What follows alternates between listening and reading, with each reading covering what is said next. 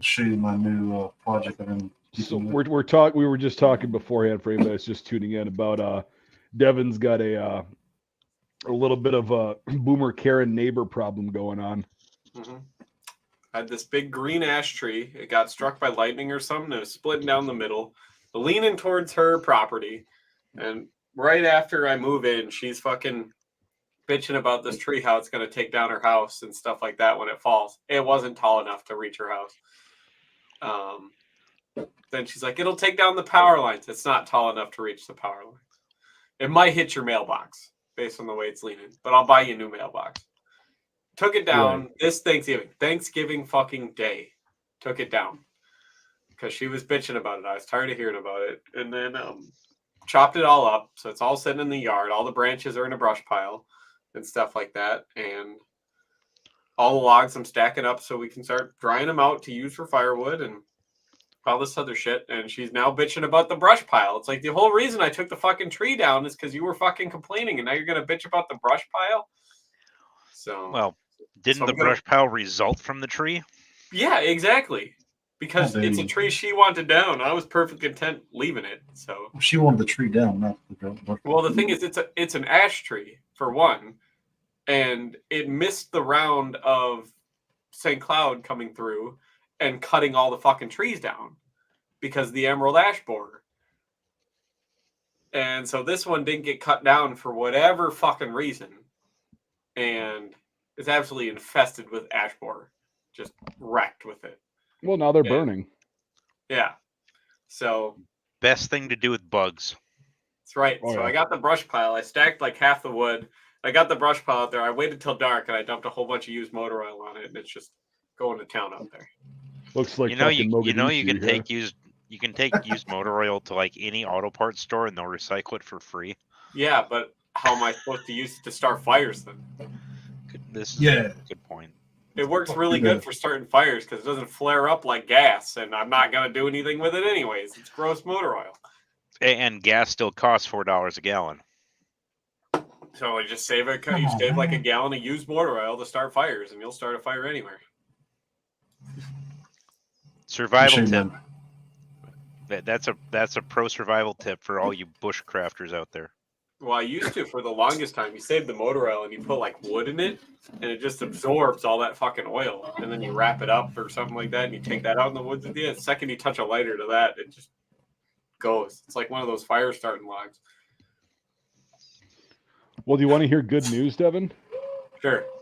And Trey might be interested in this. I defarbed as much as I could one of those cheap Chinese repro German M35s. Yeah.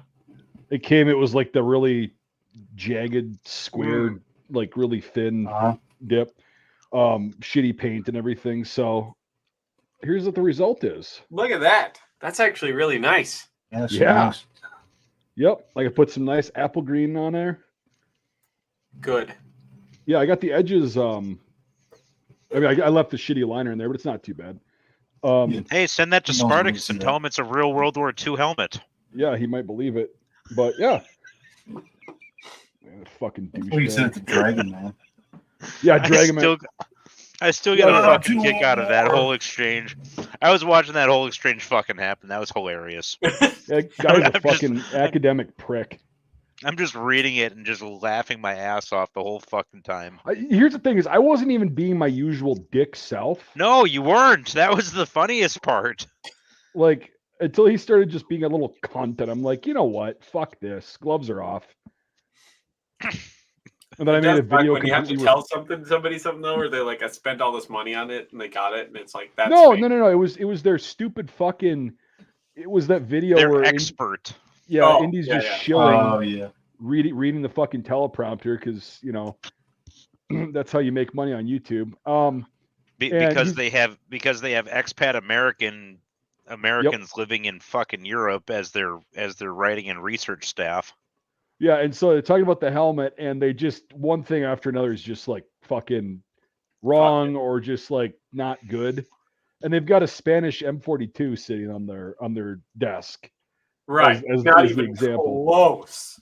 And then they were like, well, we're not collecting. We can't afford all this stuff just for one video. And I'm like, I'm not saying that. I'm just saying, like, get your information straight. For sure. And or the there's fact tons that you're of literally examples. in Germany and you're as big of a channel as you are, you can't, talk to one of the museums and borrow something. them, You don't or even go need to do into the that. museums and take film of them on location. Just get a picture and ask for permission. Yep. Like, it's that fucking easy. Like, it's not hard. Or there's probably something that's public domain out there they could have just grabbed for free. Oh, I literally just did the same thing on a fucking Mega Projects video with that bald British fuck. That narrows it down. Yeah, that narrows It's it down. That's like every it British comes to mind. It's ever. the channel's actually Mega Projects on YouTube. They just did one on the M16, like on the history of the M16. Which Let me M16? guess. It was a terrible weapon. It jammed all the time. No. Got a lot of guys killed. No, they couldn't even get the correct. They didn't get anything right when describing the M16 A2 through A4 and the M4, and they didn't even mention the M4A1. What did they fuck up? They said that all of them were 3-round burst and blah blah blah. It's like, no, they weren't. And then they said the M4 went back to full automatic. It's like, That's no, the A1. No, That's the Yeah. yeah, the A1. Yeah. that's the A1. And It's well, like, oh, the there's A2 not a and lot the of, A4 are 3-round, and then the A3 was full. but the A3 was also the fixed carrying handle like the A2. It was basically just an A2 with full auto. Right. And the A4 was back to the 3-round burst, but it had the flat top receiver. Yeah, I'm aware. The got one sitting right there. But But we all I'm know not the best M16 was French, and it came out in World War One, so it's fine. I'm sorry, but I'm not an expert on a whole lot of stuff, but I do know the difference between the M16 variants. Really, what's the difference between the Colt Model 601 and 603? Oh, fuck off. Well, I mean, it's a two valid two question. numbers. I mean, you can't So come that's in also here not- your dick that Yeah, much. see, 2. Yeah, The difference know. is 2. Yep, Another Trey thing. got it. Trey got Yeah, it. the Fucking thing. two numbers. Corn Pop was a bad dude. I got hairy legs. Corn difference Pop was 2, a bad Mike. dude. I know about cockroaches. What the Still fuck get are more you? votes than him.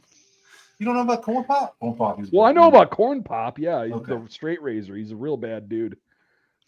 You Yeah, forgot about the chain. Yes. Yeah. the chain, and then I got to transition into having the kids touch the hair on my Leg leg hair. standing up. Yeah, in the pool.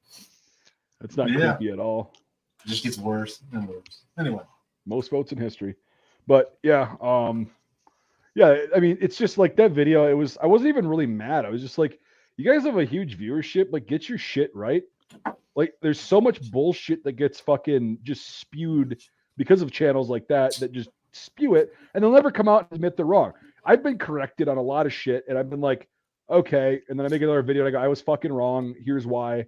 Whatever. It's not fun, but you got to do it. And Yeah, I mean, instead like, of he people just don't know. doubled down on, oh no, I was fucking okay with the telescope. I'm like, okay, I don't even remember what the fuck that you said. Well, I'm just like, now what- they just put a ton of bad information out there to literally millions of people. And Yep. Like nobody knows that the M1 Grand Prix got a lot of good skill. Yeah. Oh God. That whole thing, like, it's like I should write a fucking book on boomer mythology. Oh, you know what you could do? Why haven't you yet? A boomer calendar. a calendar, Like- yeah. He could do one. kinda like He could do bingo, one of but those like- daily tear-off calendars with all Yeah, the well, that too. Yeah. Boomer is Yeah. Oh, and we could do like the sexy 45. pinups, like where you had your suspenders on, you're laying out in front of the log pile with your gut hanging out. oh yeah. That's a classic. That is a classic. That's got to be like a Christmas card. It is. No, we need to turn that into a vinyl graphic that you can put on the side of a vehicle. Smart. William. Oh Stone yes, boy. and you could like put it on like the magnet strips, and you could just slap it to the side of every boomer's car. Oh man. No, Yeah, I was thinking more like the side graphics from Fast and the Furious on the sides of the risers. Just have Mike laying there. Next to the flames. Just hanging out. Yeah, there it is in all of its glory. That thing's Oh, no, surprised I you- got one. Surprised you're not That's- sharing that on. Yeah, people, you know what? you think Throw I'm it gonna up on hand the that out for screen. Come on free? now. Fuck no. You want it, you're gonna pay for it. Free. You want it, you're gonna fucking pay for it. Yep.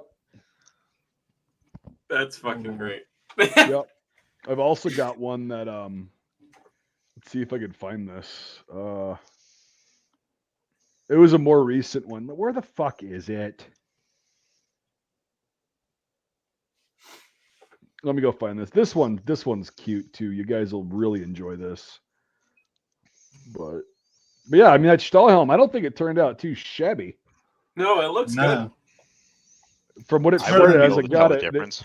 It's like of course the stock photos are like the perfect, like old school stock photo from way back when they used to make good ones, and now it's just that shitty fucking whatever. And then I'm just like, The oh, tiniest PNG blown up to whatever blurry composition you could possibly get. yeah. I was like, let me see if I can fix this fucking thing. Let's see, which one do I want to? Yeah, here we're gonna do this one because oh, it's you sending shit. What's in I your took a hand? picture.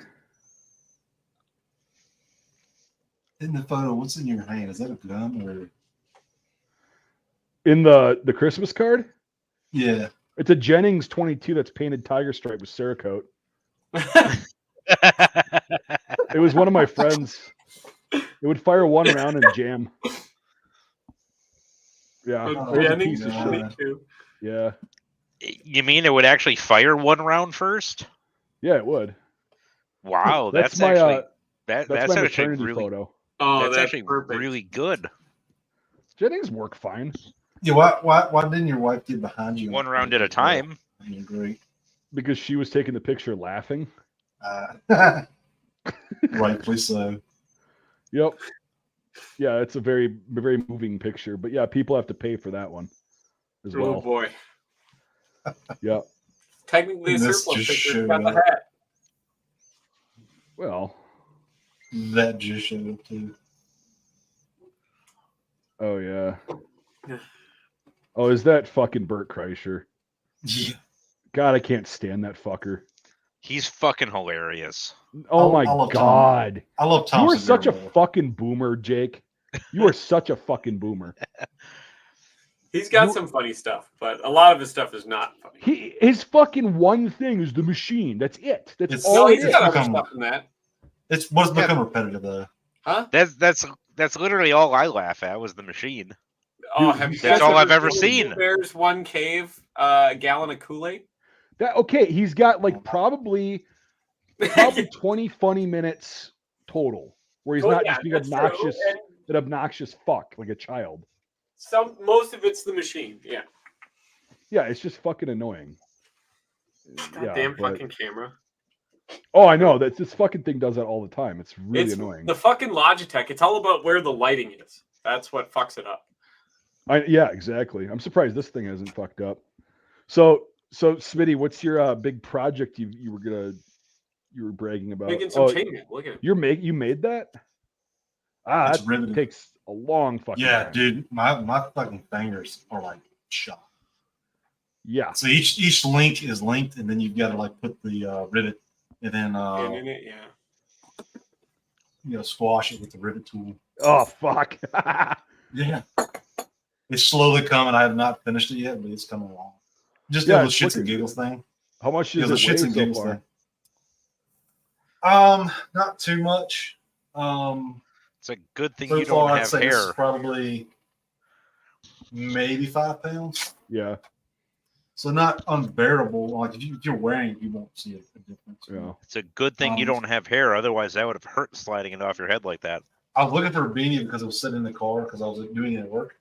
And it was cold, so I was like, "Where's the beanie?" But I couldn't find it. Yep. No, it's fucking cool. That is pretty cool. How long till you get the whole suit? No, there's no way. You're not gonna do like a chainmail onesie? No, that's way too much. That's probably when did I start on that? Well over a month ago.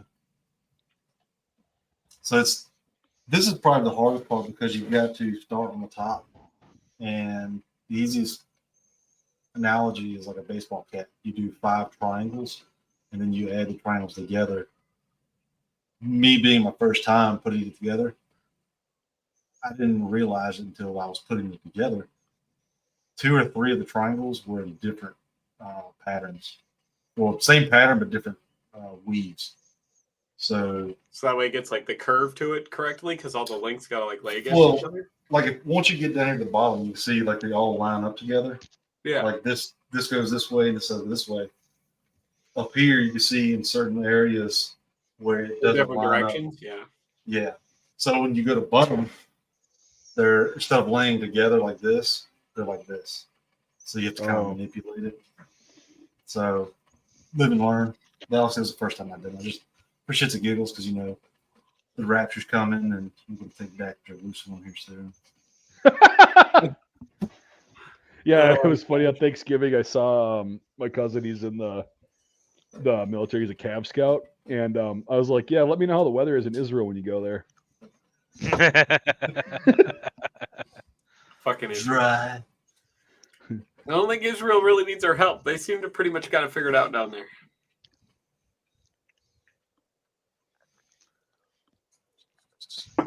Oh,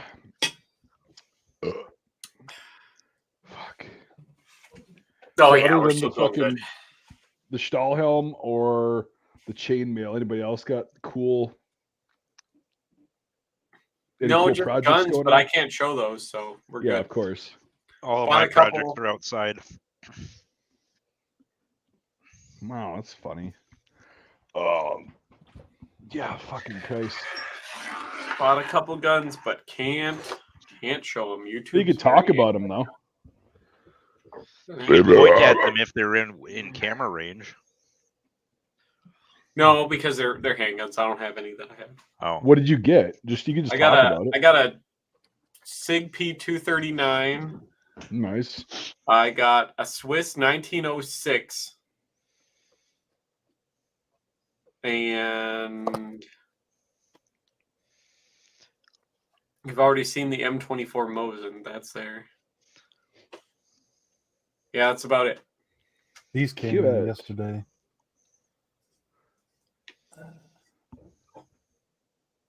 Ooh. Oh, is that one we were talking about? The Williams cleaner bullet, yeah. Yeah. So the ball itself is lead, but the plate at the bottom is zinc.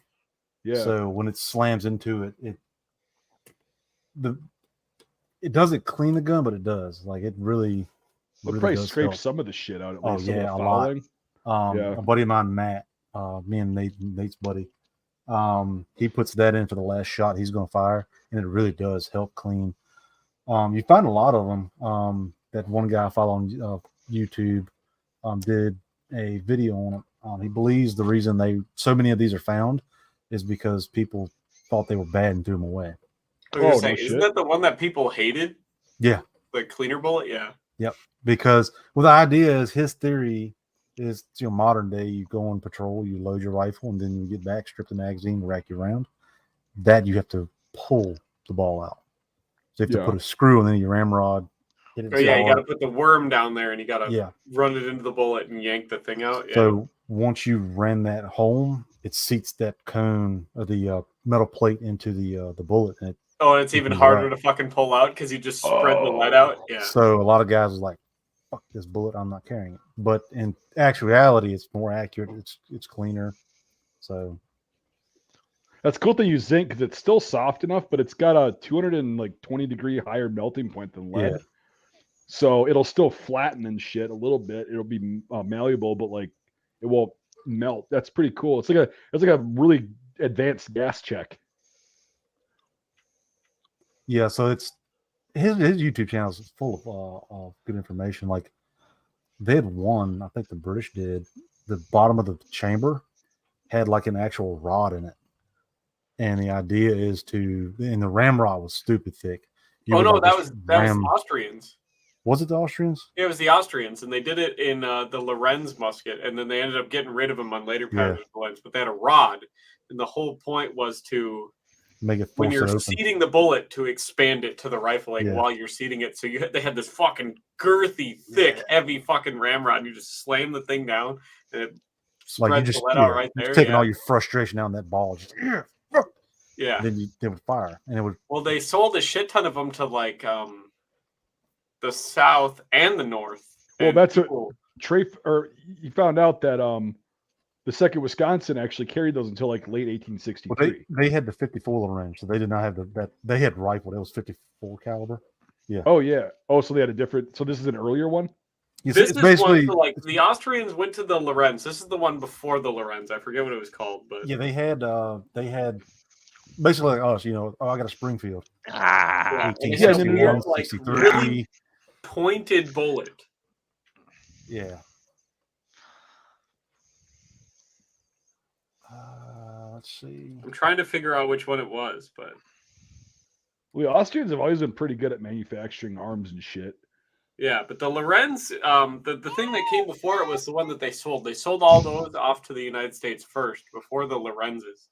But it was this thing and it had this really short, really fat, but it was very pointed. The bullet had a point in it, and the cleaning rod was like cone shaped to not mess up the point of this bullet for the ballistics. Oh, It had a okay. big rod in the chamber, and you would see when you were seating it, it would force it into the rifling already. Was it the Garibaldi? Yes. Yeah, that's it. The Kammerbusch, 1849 Kammerbusch. Kammerbusch. Yeah.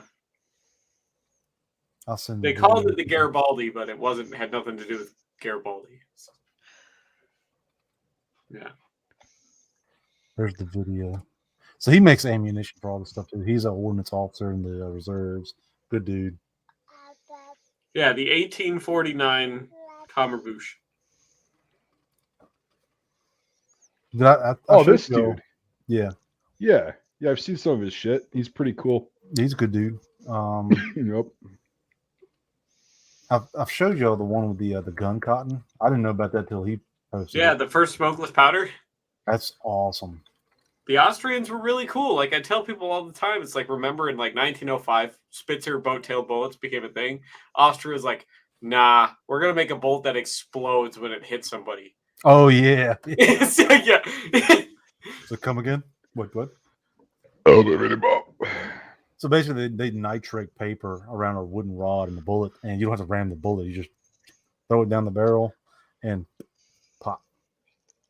It was like it was like a nitrocellulose tube covered in some kind of chemical, and it was literally just woven like Cotton, a yeah. tube of cloth, and they would put it around a wooden peg, and you would seat the bullet on top of this wooden peg, and you would just drop the whole thing down the barrel.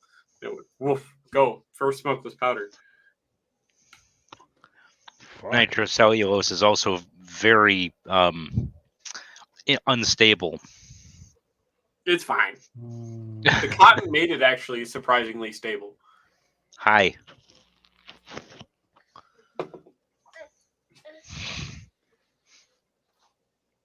Yeah, the 71 caliber Austrian model 1849 Kammerbusch was the one that had the like weird pointed bullet and everything.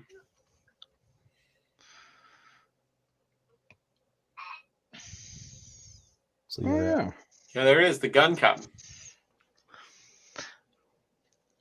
So yeah, you would just take that, and the bullet and cartridge is smaller than the barrel, and it just falls to the bottom of the You gun. didn't even need to ramrod it. You could just drop it down the barrel. Yeah. Yeah. So what's the thing in the bag? Is that a fuse? Just No, a it's wooden, a wooden rod. That- So you Yeah, wouldn't it's a crush the dowel. cotton up. the wooden rod goes into the bullet, and that just keeps that attached to the bullet. So then Well, how that goes so with so it was that touchy where it would still get enough spark from the cap? Oh Well, yeah, you didn't want to compact it down that much. It needed that volumetric pressure to not blow the gun up. Yeah, but like because I know it's smokeless, but so I'm just wondering how it would ignite. Was there enough that was like seeping through Yep, the cotton or the something? normal cap would still ignite it. Yeah. Huh. It had a failure rate, but it was still very low. But I mean, think about a potato gun, a spud gun. Just enough Yeah. fumes in there makes it ignite. So that compressed into it, yeah, it would make it go off. Huh. But as this was coming out, cartridges were coming out, so it was kind of Outdated before it began. yeah, Yeah. kind of like this right here. I mean, once it came out, the Pritchett round, the next that came out in 53, and then around 1863 is when they replaced it with the Schneider rifle. Yeah. So it was it was great technology, but it was just not fast enough. The Pritchett Swage bullets got replaced ultimately by the Snyder of 1863, the Snyder pattern conversion for the P-53 Enfield.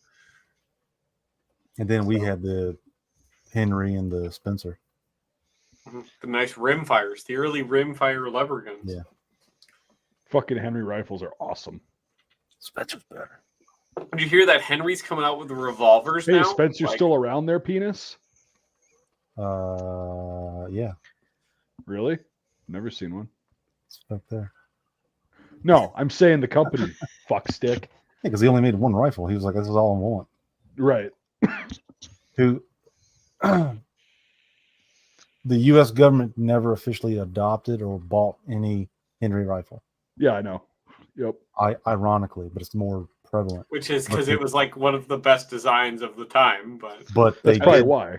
They did. I was going to say, didn't Spencer? Oh yeah, the Henry rifle. Yeah, they bought Spencers and shit. Yeah, and like green carbines and like tons of other weird fucking things. Yeah, which are worse in every way than the Spencer, but. Probably the worst is the Smith carbine, which Frankoff picked one up not long ago. I don't know if he still has it. It was an original. He was like, "Did I do a good job?" I was like, "Yeah." But there is a gun that Spencer did develop that a lot of people sleep on. He made the very first like slide action, what we now know as the pump action shotgun. Actually, when was that? That was like the late 1860s. He came out with the very first slide action shotgun, and then John Moses Browning, obviously after Winchester, he was very long may he rest in peace, But after Henry got bought out by the Volcanic Arms Company, which was obviously bought by the guys that would later become Horace Smith of Smith and Wesson and Daniel Winchester of Winchester Repeating Arms. It was Henry was bought up by the Volcanic Repeating Arms Company by both of these gentlemen who went off to form two gun companies that still exist today. John Moses Browning would work with Winchester, and that's how he would later develop, the 1897 was based off this original Henry slide action patent for the Henry slide action shotgun. So, okay. Going that far. Henry invented the pump action shotgun way back in the 1860s. So. I did not know that. I thought it was the Remington. It was one of the first ones. But going back that far, the one pistol that's really slept on is the Schofield. In every way, it's better than the Colt. But nobody liked it because they're like, after like a billion rounds, the timing will get off and it won't latch right. But it's like, well, the two biggest reasons was he did not want to rechamber his pistol for another company's caliber, and the military had already purchased several million rounds of 45 long Colt, and they're like, sorry. He missed out on a fuck ton of money. If he would have just been like, yeah, sure. Yes. He could have made a fortune. That would have been the standard. But, well, he did make a fortune, but it was through Russia. Russia paid him a pretty penny.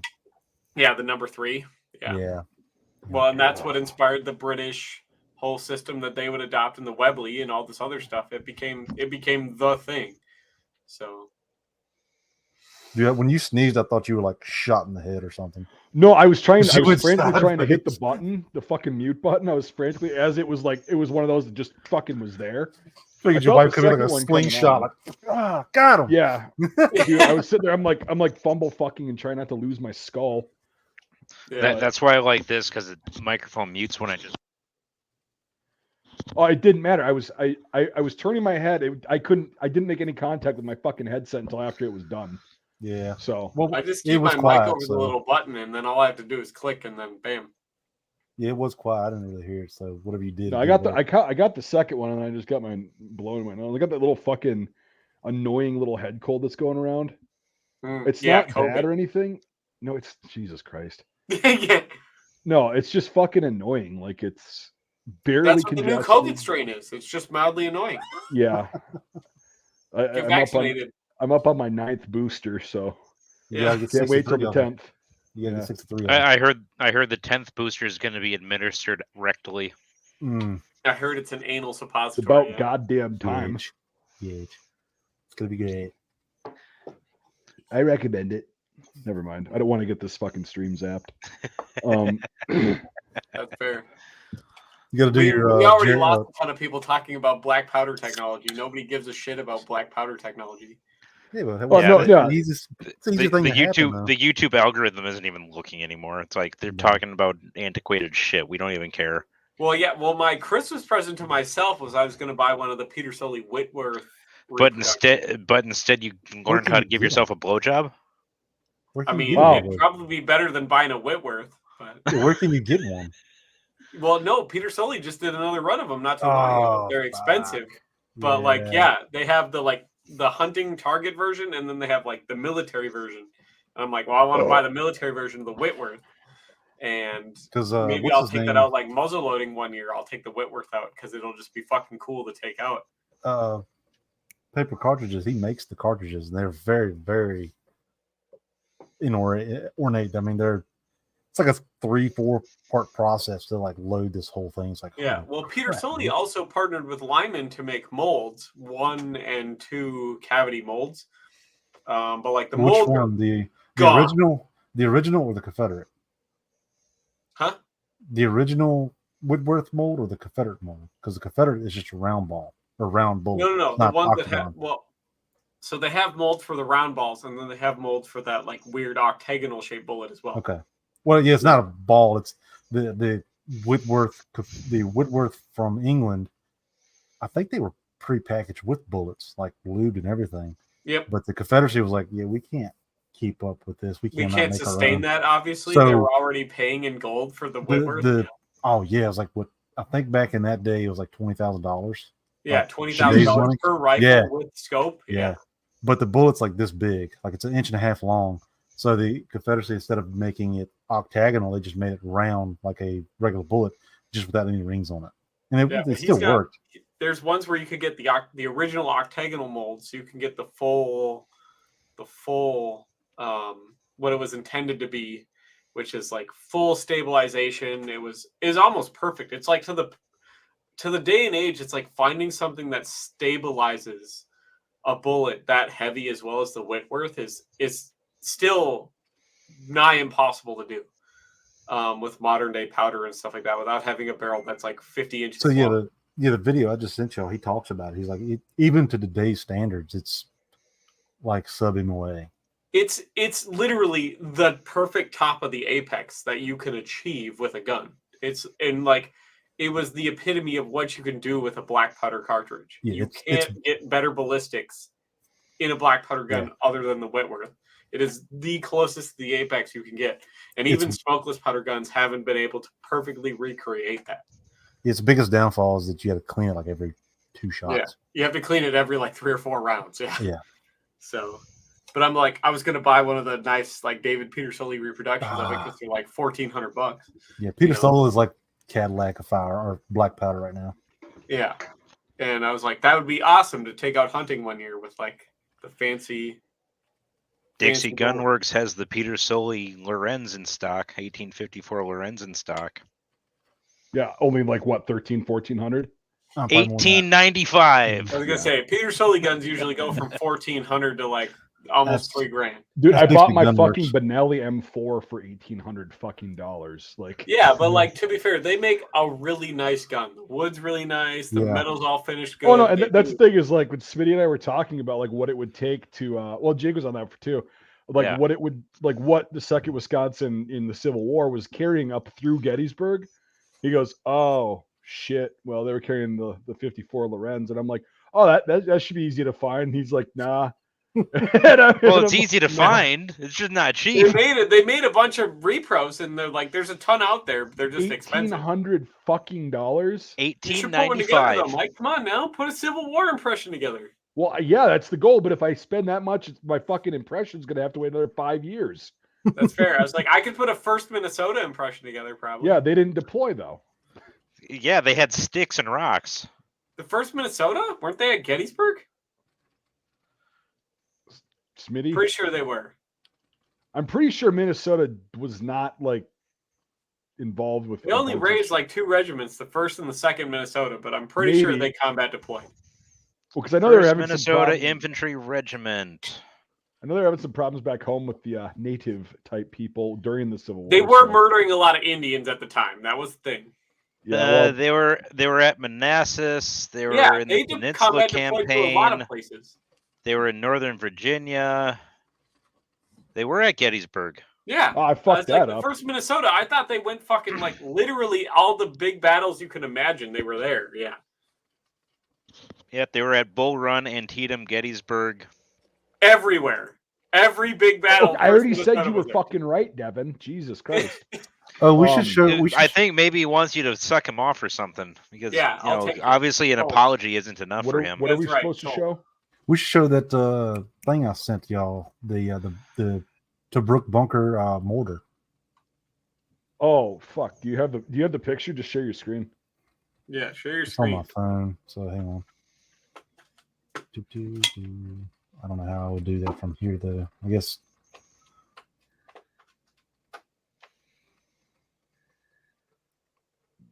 Because I never knew nothing about this. I always thought that they were just like freaking G bunkers. Right. They did some absolutely crazy shit at Normandy, and Ackerman's probably out, busy having fun, enjoying his life tonight, and but Is he'd that a be the one- bolt action mortar? Yes. Yes. That's fucking sweet.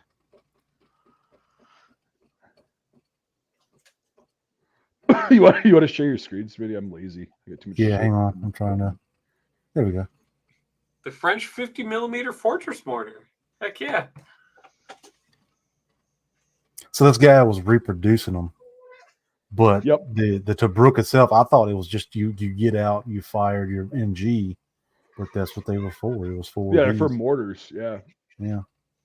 And that was just one of the many kind they had. They had the German ones there, but Normandy, they had a lot of like captured secondhand, Tons second of line captured shit, shit.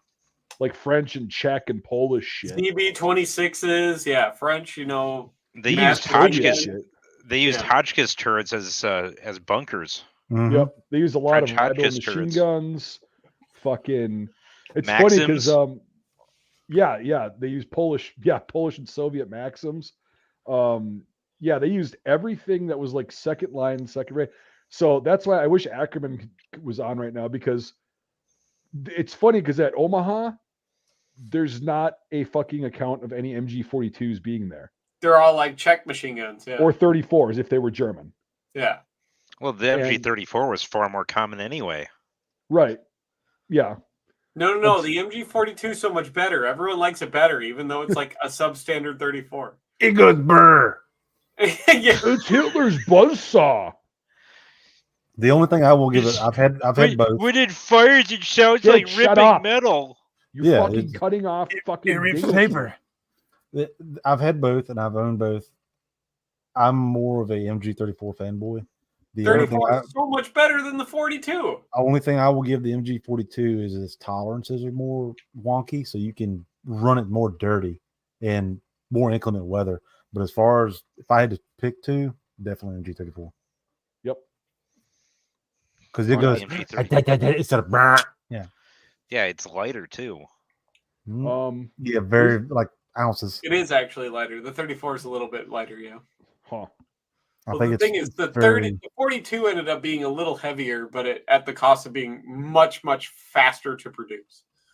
Yeah. It was kind of like how the number 4 SMLE is heavier than a regular SMLE because the machining marks aren't nice. They're just squared everything off and sent it out because it worked, but it added a bunch of mass.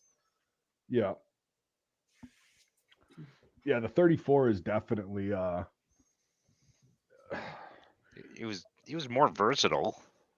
yeah, it's just fucking, it's easier to control. It's not an ammo hog. you get the semi it's- function. Right? You get the semi function. Well, yeah, there you go. That's actually a really important thing for a machine gun. It actually had an ammo drum that you could hook on the side of the So receiver. did the 42. So did the Did it? 42, yeah. Yep. Oh. Yeah, Yeah, it same was thing. the same drum, the 50 round assault drum. That was just basically their equivalent of a nut sack. They would just Their only carry that.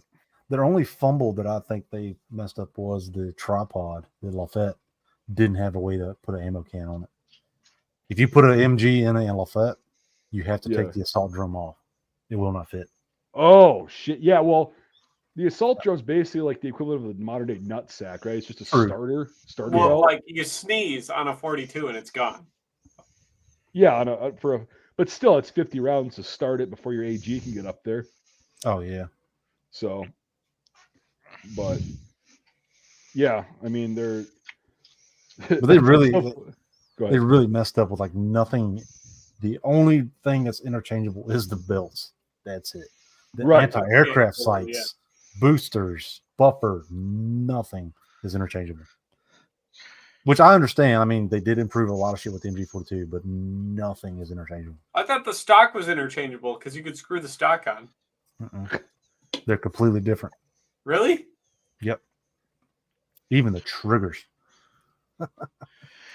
But the MG42 got used to make the MG3 that got used to make the M60. Me. Well, you forgot one really cool firearm, and that's the FG42. That was I was gonna say Oh. I thought the M60 was based off the FG42. it's a 42 bolt. and an FG42. Yeah. Yeah. Yes. So the bolt is the FG42. The V tray is MG42. How did they take those two guns that were actually pretty decent and make them suck that bad? Well, and also the reciprocation A good of the gun. fucking like No, that the- whole the- system. M60 worked out in the end fairly well. Yeah, in the I- end, once they worked all the kinks out of it, by the time it got I'd to like rather- the E6 variant, I'd rather have the M60 than No. the M40 Bravo. I know it's a No, sacrilegious thing to say. most of the problems that we hear about with the M60 come from M60s that were built in the 1950s and 1960s, went all the way through fucking Vietnam, went all the way through the 1970s and 1980s, and ended up in National Guard service in the 1990s and early 2000s, and were still being used and had never been repaired or depot level maintained. well, yeah, because they're all worn out. That's understandable, but it's like, But there's that's like where the reputation comes from. Yeah, like It I said, I'd doesn't rather come from the reputation doesn't come from the brand new guns that were made in the 1960s. I was gonna They say, will I thought probably it was shoot like the E2 variant is where they finally worked all the kinks out, but No. that was a couple years into its service before they got to the E2 variant. No, the M60 was actually a really good gun right from the get-go. That's why the original M60 variants were still in use in 2002. chunk. I don't know. Trey, It's did still you not say a that 240. I'm just saying. you'd rather carry an M60 than a 240? I was like, no, I 100%, 200% would take a 240 over an M60. Well, a no. mounted Are roll, you yes. saying to carry it, like to hump it? Oh yeah, fuck. The 240 is not a good humping gun. Crew No. serve? No. I would Cruiser rather have the machine 240. guns are awful to carry no matter what you're doing. Dude, an M60 is a Stop lot machine more guns. user friendly for Yeah, carrying. you can fire. than You fucking can fire it from 240. the shoulder and everything. It's more up. The only Yeah. thing that the God. 240 has going for it is they made the lightweight, like titanium receiver model, the Lima, and that thing's not bad. And I've actually held one. The 240 Lima is not bad because they actually took like 4 pounds off of it. It But wasn't they the also weight that bothered me, it was- sacrificed longevity. Yeah, What was the but fucking it's pintle much mount? lighter and it's still got all the same reliability and it's so much nicer to handle than No, the it's 240 not Bravo. nicer to handle because the pintle mount's still right where your fucking hand goes if you're The trying to 240 carry it. Lima doesn't have a pintle mount. When it's not a 240, it's a piece of shit then. It's literally meant to be Yeah. like Yeah. a GP machine gun. It's got all the same stuff as the Saw does, but it's a 308 instead of a 223. Are you talking about the Really? Mark 48? No, No, The they 240 actually made a Lima. titanium receiver 240. yeah, the 240 Lima is the like squad automatic weapon, but in 308. It's No, meant to that's be the like, that's the Mark 48 you're thinking of. no, because that's also in 5.56. No, it's No, not. the Mark 48 is a Oh. 308. But whatever. And the it looks 240 exactly is like the Saw. 240 Lima is a lightweight version for infantry use. Well, it is Yes, a saw. It, They just it put was a new made out of barrel. titanium. The 240 in it. Lima was made out of titanium. They made it out of titanium to reduce the weight so you could carry it easier. Also, it does have a pintle mount on it, Devin. So get Yeah, but fucked. like nobody put the pintle mount on it. No, you I just don't dude, want to carry a Tomb 2. The pintle mount Dude. is a steel. The pintle mount's a ring that's welded right into the receiver, so you have some place to mount the pintle. There's a lot of them that don't have it though. No, there's not. It's part of the fucking. Oh my God! Google to the rescue. I'm sharing it right fucking now. Oh my Yeah. god! Oh my God! Right What is below the this? carry handle, Evil there's a guns. pintle mount. Evil guns. Oh, that's a On the lot fucking- different than a lot of the other ones I've seen, because a lot of the ones I've seen don't have that. Even the Saul's got it's just more forward. Yeah. Yeah. Any I hate grip that or stock, by the weapon's way. got some They've sort of got- pintle mount. I hate Different that stock, by the stocks, way. It's horrible. different pistol grips, and different forends than that. Without a scope, that stock is worthless. Oh fuck. That stock that would hurt like a son of a bitch. I mean, it's fine if you got an optic, but without an optic, you're trying to get down lower on the stock because Yeah. it raises your view up. Yeah, you got that big It's cheek horrible. cheek rest on there. Even if you take that off, you're still sucking up on the rear sight. Yep. Yeah, I would not want to play with that stock. Fuck yeah, that fucking pintle mount though. That thing and I went around a lot because it's like it's At the least you could perfect- reach it.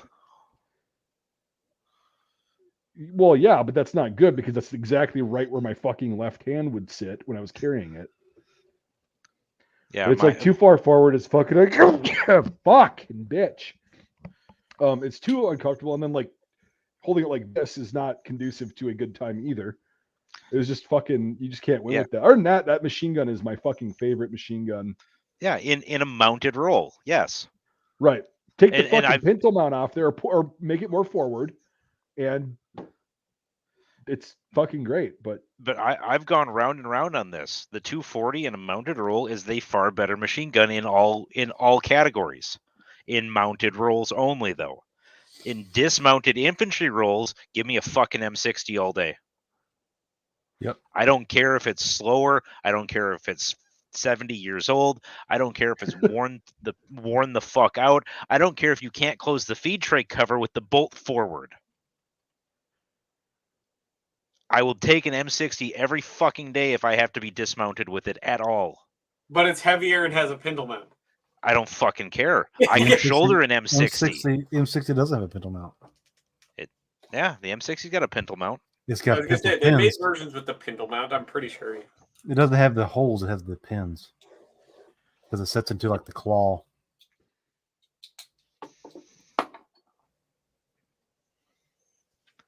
Oh yeah, the pintle mount for the M60 is right in the center of the foregrip. That's where the pintle mount would actually attach. Like Oh, on the right bottom? in the Yeah. right in the bottom center. There's that square opening in the bottom Yeah. center of the foregrip. That's where the pintle mount would attach. yeah, it's a lot more ergonomic for dismounted. It's shorter. I don't care if it's shorter. It's lighter. You can shoulder it like a normal rifle. You can employ it like a normal rifle. Yep. The bipod's in a better location. The bipod doesn't weigh as much. There's no advantage to the M240 in a dismounted infantry roll. No. Now the 240 And- Lima, if you had his fucking, I had this idea when I was in. I was like, why don't you take like an M60 style fucking grip that goes over the pintle mount with a pin through it? So all you have to do if you require the use of that fucking mount is take the pin and the grip off and then put it on the fucking mount. See, now that's what a lot of the 240 Limas that I know have that. They have a front grip. Show me, find a picture. Okay.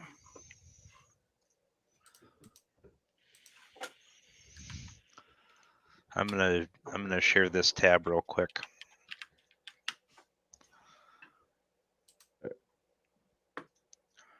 Yeah, 240 Lima is definitely different than the Mark 48. Yeah, because we try to do it in work. You could turn a 249 into a Mark 48, but it's like Yeah. barrel, feed tray cover, bolt. See the pintle mount on the 60 was a separate piece that you had to attach. It Yeah, had a with pins, spring like clip Trey was here that saying, went on a yeah. pin, and Yep. then it had another thing that attached in through that hole in the handguard. So like I said, it doesn't have a pintle mount itself. It has to clip into the Yeah. foregrip and the little The cradle. pins. Yeah, that's what Yeah. it's called. Yeah. Yep. Still a fucking way better infantry design. And where the pintle was actually located once it was mounted was basically right at the center of mass. Yep. far better infantry weapon. Yeah, Aesthetic. that's the famous picture. Aesthetic as shit. Yeah, Love that fucking thing. And yes, you God, could man. not close the feed tray cover with the bolt forward. It would jam the gun. cue it. That was an early Bobpa too. Because there wasn't that spring loaded bearing on the It's- inside of it's the feed stayed tray up. cover or on the top of the bolt. Was the follower? No, it's on the feed- top of the bolt. Yes, the feed It- tray follower. Yep, It follows feed the tray feed tray. follower. Yeah, Oh, the cam. Yeah, the cam pin. the cam. That's it. Cam pin. Yep. On the M60 on the original M60 that the feed tray follower was a solid metal block. It wasn't a spring loaded roller bearing like it is on the 249 or the 240. So if you close the feed tray cover with the bolt forward, that pin would actually move past the lip of the feed tray slide, and it would actually get caught above that. And the only way you could get it unstuck was to take the gun apart. Because you could take the buttstock off and take the guts of the gun out without having to open the feed tray cover. It was not fun or easy, but it could be done. Oh, I got a fucking cool picture about all these fuckers that are like, oh, there's never fat people in the military. There never has been. It's just a modern thing. Check this out. This is good. Is it a picture of me in uniform? Yes. Hell yeah! I love that curl on the hat. Look at that guy. Hell yeah! His gut's bigger than mine currently. Yeah. Hey, guess what their MOS is, Smitty? 88 Mike. No. MPs? Yep. Fuck yeah. Represent. Look at that Chad in the back with the glasses and the hat. Fuck. Oh, fuck yeah. And the stash. Hell yeah, dude.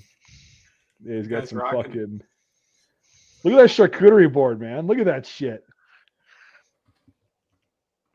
Fucking A. Living it up, man. Is that a bottle of Bacardi he's holding? It's It God, better looks like be. Jim Beam or no? I can't tell. That looks Some like kind of Bacardi. booze, yeah. Yeah, they're just having a grand old time with the garbage can with their paper plates, having a barbecue. Those Oh, there's some sleeves are Jameson rolled right like there. shit. Yeah, that's a bottle of Bacardi. Oh, is it? Yeah. And then there's Jameson over to the left. You see that between the two metal containers? Is it Thanksgiving? No, it's a fucking charcuterie board, dude. Well, you don't have that up there. They're just hanging out. They're just living their best life. It explains why this guy's in the shape that he's in. Hell yeah. Dang Fuck Americans always being so fat, you know, and I've That's told you because about we this, actually dude, have food.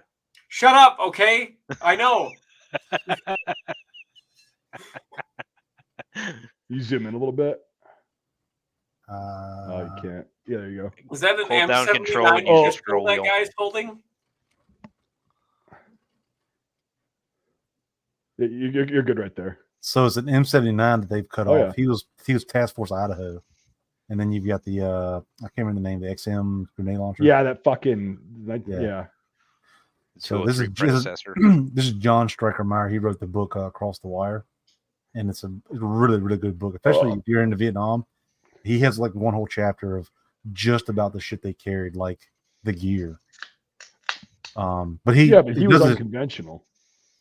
So he carried like a D-ring on the bottom of the grenade launcher, so he could clip it to his belt and just like fire it from the hip. He did some pretty outlandish badass shit. This is him. Yeah, they He's really like- started fucking around a lot with that shit in Vietnam.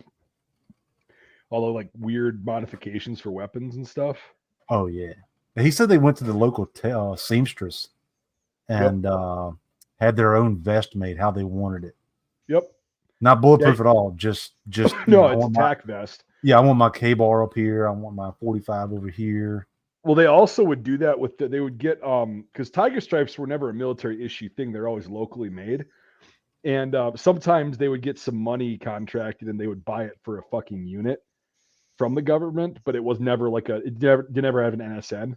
As far as I know, I've never seen an NSN for Tiger Stripes. But anyway, they started like modding, they started getting these things custom made at tailors where they'd have like fucking pockets for 40 millimeters and shit, like right here or on their chest. And then it was actually on the shirt itself, the blouse. Huh.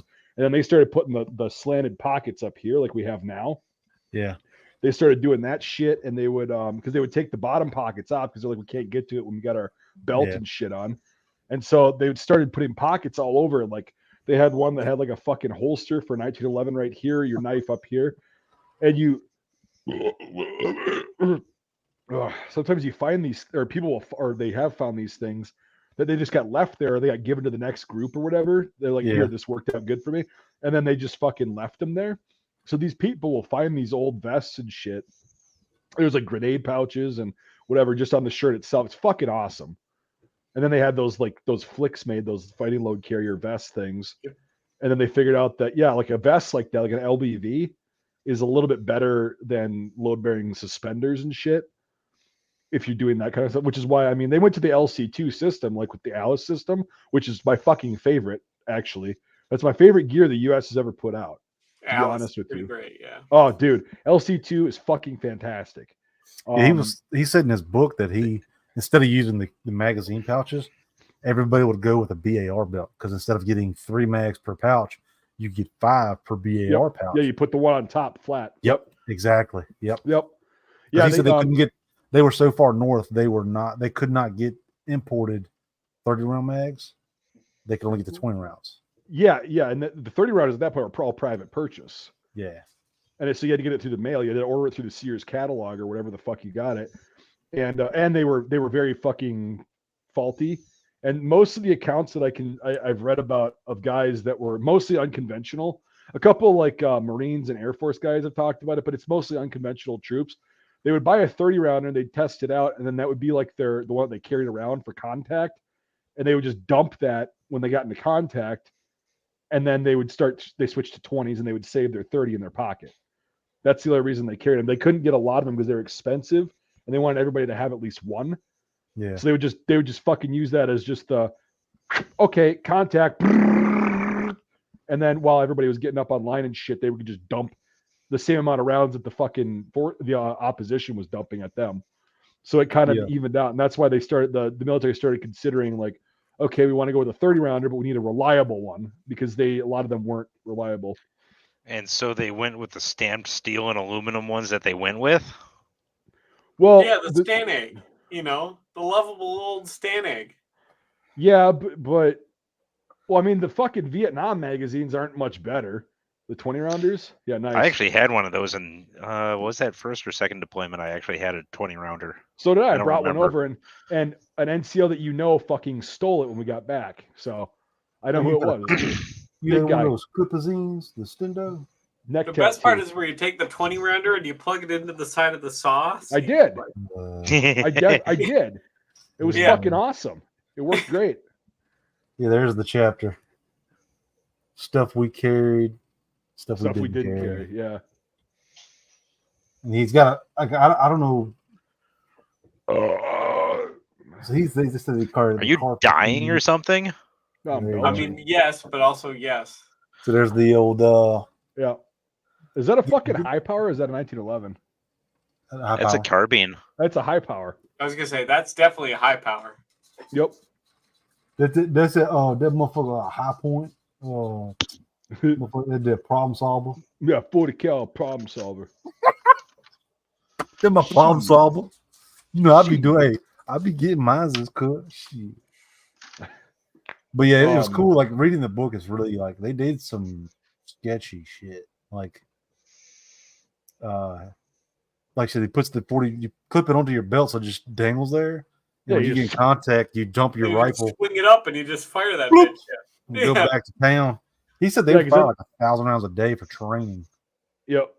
Yeah. Like from the hip, just keep reloading and dumping because they were like, if you're in contact, you're not going to be able to raise and fire. You're going to just from the hip fire. Well, and then when you get that much fire out that quick, they think they're dealing with a lot bigger force. Yeah. You're like, oh shit, this is a fucking company or a platoon size when really it's a team. 4 people. Yep. So you can work Four people. work your magic and figure out what their reaction is going to be, because then I mean, I've read a lot of accounts of that shit, and they learned a lot about unconventional warfare, and they started just mimicking the fucking NBA and VC, and they started just mimicking their tactics. I think we talked about this before too. He talks about it in the book where they would take they would drop off crates of ammo, Russian ammo, but one round would have like a dud, not a dud, but it would No, blow they your would gun put up. It'd be full of like explosive compound and Yeah. blow the Yeah, they blow put the Comp gun to B in shit. there. Yeah. Yep. But it was like one bullet for like one entire crate. Well, because it wasn't about the actual hurting the soldier, it was the psychological impact. Yeah. Yeah. It's like punching. Like I'm not. Yeah. I don't want so this somebody shit. would be shooting randomly and the fucking gun would blow up. And they'd Boom. be like, that Russian ammo's a bunch of shit. Exactly. Yeah, we can only trust the Chinese stuff until they start fucking with that. And it's like, oh, but yeah, I mean, it's they did Espionage, some baby. really fucking fun shit. And So yeah, anybody, if you want to watch, like I said, this was sent to me by him for reasons we talked in the past. It's a really good book if you're into Vietnam or LRRP. Really good book. shit, He actually, if you did, if y'all know anything about the ARMA, was it Operation Prairie Fire? He was the advisor for that mod for ARMA 3. all right, so we're gonna do a little analysis here. Analysis, Anal ISIS. the worst kind of ISIS.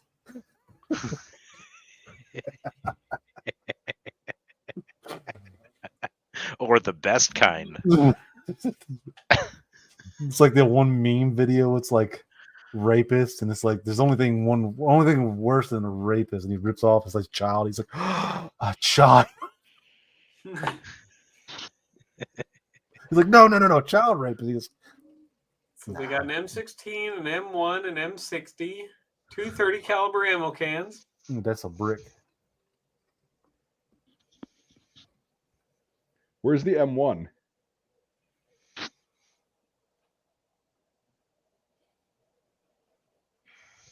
I'm talking about the helmet. Yeah. Oh, Yeah, the M1. That narrows it down. Oh, that's why I was like, fucking name 80 billion things. Fucking M1. what? You said you got an M16, an M1, and an M60. You Yeah. listed two. You identified 2 firearms and 1 Yeah. not firearm. Yeah. There's What's 2 M1s actually. What's misleading there? Yeah. The firearms, obviously. He was talking about they should helmets have the been whole time. M1 and the M1. The gun should have been the M1. And the M16 he was talking about was the M16 half track with the quad 50. Yeah, Yes. exactly. Cute. Yeah, the guy looks a little tired, I think, right? Yeah. Yeah. He's got a cigarette. He's good. He needs Yeah, to he's polish got those cigarette, he's fine. boots. Yeah, what a shithead. Sergeant Major Yeah. like that. Polish those fucking boots. Yep. They're not shiny enough, you fucker. You're being a disgrace to the U.S. military. I don't see any fucking creases in that uniform, soldier. Yep. Well, Hey, that's we'll, okay. Canada and Sweden, we won the Vietnam War. We helped the North. we'll give it to him. He doesn't. His facial hair is on point. Yep. He's in regs there. He's ripping a Sergeant fucking Major. heater right above the He ammo did can. shave. Look at that. He's got a pretty good shave. So The guy in the back's got a porn stash. Oh yeah. Yeah. This is 9th ID down in the Delta. And those guys, it's really weird.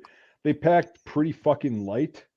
They would take the lightweight rucksack frame. I saw this kid that does these videos, and I actually learned it from him, and I was like, what the fuck? So I went and looked at it. They'd take the lightweight rucksack frame, ditch the fucking big bag, and they'd put like the butt pack on the top of the frame, put the shelf on the bottom of the frame, and then put an ammo can below that or whatever the fuck Yep. else they were carrying. I've seen Yeah. that. Yeah, because they were they didn't really go on long shit because it was all like canals and like rice paddies in the Delta. Put the fucking cat down if it's gonna fucking throw a fit. Get your thumb out of its asshole. Yeah, buddy. The group I used to affiliate with, I think they did 25th All Americans. That's what they did. They would 23rd. put Shut up. I 23rd? know another Yeah, it cat. was. Shut up. so they would put the pack on the top and nothing on the bottom because it actually does help with your balance on your pack when you're carrying it. So it's not like it's your weight's more centered on your shoulders. Yeah, exactly. It, And it looks weird because most Vietnam pictures you see, the pack's on the bottom and then whatever else is on the top of the pack. well, they've got the big bag. Yeah. Yeah. But yeah, And- the bag at the top and everything on the bottom, it works out much better. Yeah. As It's far as carrying. yeah, every unit did it different. And Uh-huh. these guys, because they'd go out for like a day or two, basically they needed an assault pack, which was your fucking butt Mhm. pack. But you could drop the frame and then you don't have to carry that if you take contact. You travel lighter, you'd have less shit on you. You could lay down. And yeah, it's pretty fucking cool to see that. But yeah, they went really light, like the 9th. And that's kind of the unit that I have my whole fucking kit. I just gotta actually take take my butt pack off, take the bag off of the lightweight rucksack frame, and then rig it up like that.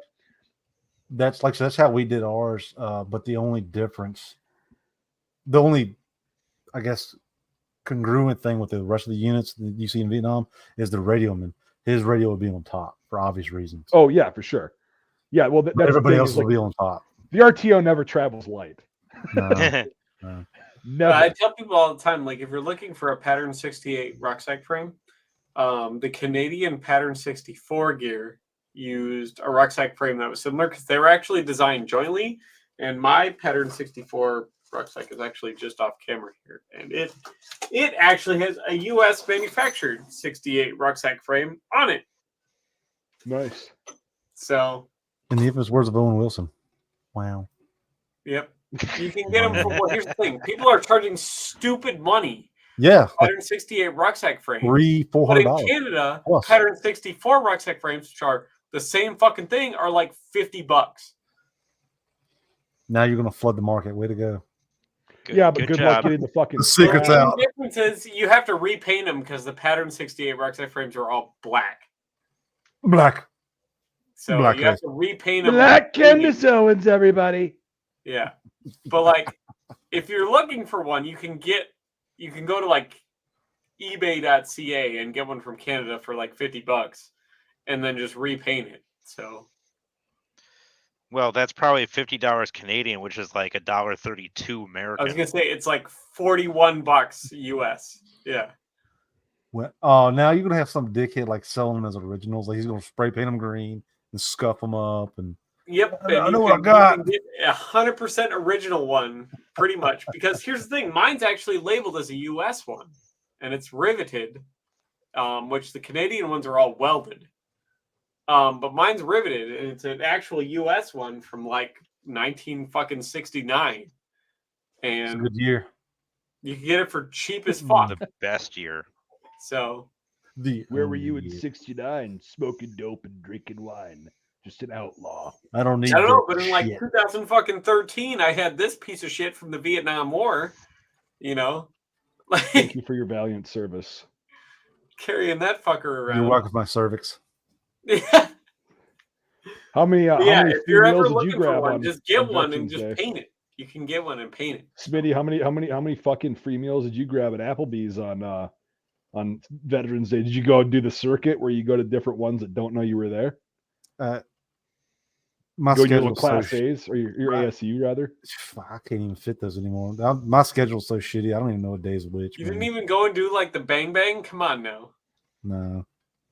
I don't even. It's just another day at this point. I forgot it was even Veterans Day. So you didn't take full advantage like everybody else does. That's I was a gonna say, fucking I went out to hardcore. Texas Roadhouse and got a free meal. Why not? Good for you. You're a fucking douchebag. The worst No, I part is, do- like, I'm I do Canadian. get They free still shit from gave them, it to me. so. They validated my Canadian ID and were like, close enough. So yeah, I got that from work. That's nice. It's very nice. Yeah, I put it good. The thing goes in the thing, you know. Anyway. So they gave you a stainless steel can koozie. Yep. That's the right size to fit a 12-ounce can of beer. I mean, to be fair, they're really nice. They really are. Yeah, they are. So you could theoretically take a 12-ounce can of beer to work in that koozie and be like, no, it's just soda.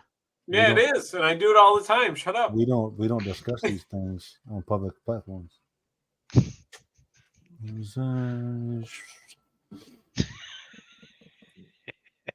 But to be fair, they are actually like really nice. These like Yeah. But then they complain about it, be like, hey, what are you drinking? Be like, hey, you gave me the koozie. You didn't say when I couldn't use it. I did get a. Where's that? If you didn't That's want me to fair, put a yeah. can of beer in it, then you shouldn't have given me a koozie. How fucking drunk are you right now? Me? 6 out of 10. Oh, I was gonna say me. I'm getting there. I'm working on it, but It was a line from Trailer Park Boys. It wasn't a fucking. that's all right. serious I'm question. gonna do the national pastime after this and drive. I had a which is, flashlight somewhere. you know, I know it's the national pastime because all the professional sports ballers drive drunk. What can you do? Oh, have y'all seen? Changing up a little bit. Have y'all watched Napoleon? No, Nope. Yep. I've Nope, not I seen haven't it. yet. Yeah, I've Every- heard so many fucking atrocious. it's on the list. I things. hear it's rough. Yeah.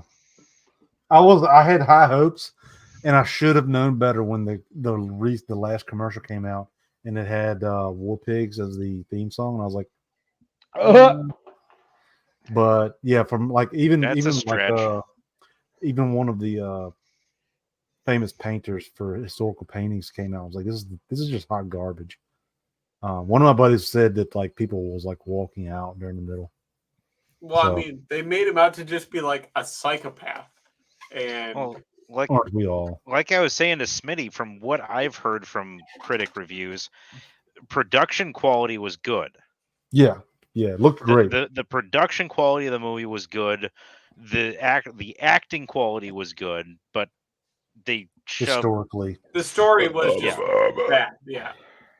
Yeah, they shoved 40 years worth of history into a 2.5-hour movie, and that's never going to end well. yeah, that's exactly what my friend just said. He said if you're going to watch it for a production, like you don't care about history or anything, you just want to go see stuff. if you just want to watch Great. it as a movie, like entertainment, it's good. It's yeah. great. But if you like me, I don't know really that much about the Napoleonic era. I'd go into it and be like, oh, that's so cool. But then you find out later, Right. 80% of that shit didn't happen. Like they had a whole goddamn movie in the 70s or 80s about Waterloo. And apparently in Yep, this movie, exactly. the British are Mhm. like in trenches and shit at Waterloo. Yeah. Yeah, that Waterloo movie is generally regarded as one of the best Hollywood adaptations of that particular event. Of a historical event, yeah. Yeah. But yeah, he was telling me like Kind of like Tora Tora Tora is for Yep. Pearl Harbor. yeah. But then Well, you have It could have been so much better, but as somebody who actually really likes Napoleon, they got a lot wrong from what I hear. yep. They said it took was- a lot of like what the newspapers and everything said of the time, what a lot of the propaganda Yeah. said of the time of what he is. he's really short. Yeah. They're like he's really short, but in reality he was average size because the French foot was actually longer than the English foot at the time. So That, and also because everybody was shorter back then. Yeah. Not by that much. well, I mean, but like Not even by if that he was much, but average they were reference, he short. was But still they were. actually average sized. Yeah, and also people, it all depended on where you were brought up.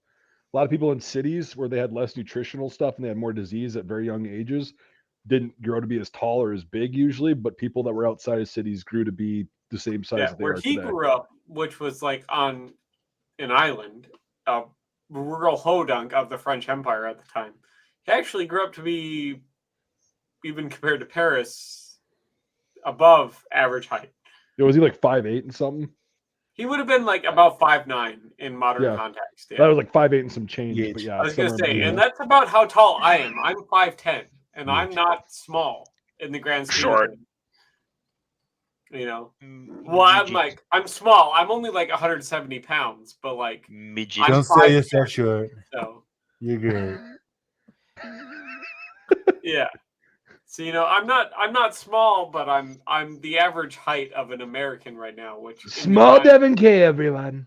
But the grand scheme of things was like back then people were like 5'4". That was like the average French soldier when Napoleon like rose to power was only like 5'4" or 5'5". So him Either being that or they were all 5'9" 12. was above average. So We're all just defending fucking Napoleon. He was a tall guy for his time. Just leave him. I told him, I says, he wasn't a small guy. He was a great guy. He had a great nation. I says to him, I says, you're great. But like one thing they do get right though, he was an absolute psychopath. Like there was like a ton of like reading a bunch of like the first-hand encounters, like people's journals of like his like lieutenant generals and stuff like that. He would like go out at night, like after he would like finish eating his whole chicken, which apparently was his thing. He was a big fan of chicken. He would like at a meal eat a whole fucking chicken. Every meal, eat a whole fucking chicken. He was a really fast eater. He would finish the whole fucking chicken in like 12 to 15 minutes, and then he would just get up and leave. Like even if he had like guests, he would just get up and leave. Hell God, yeah. that guy sounds.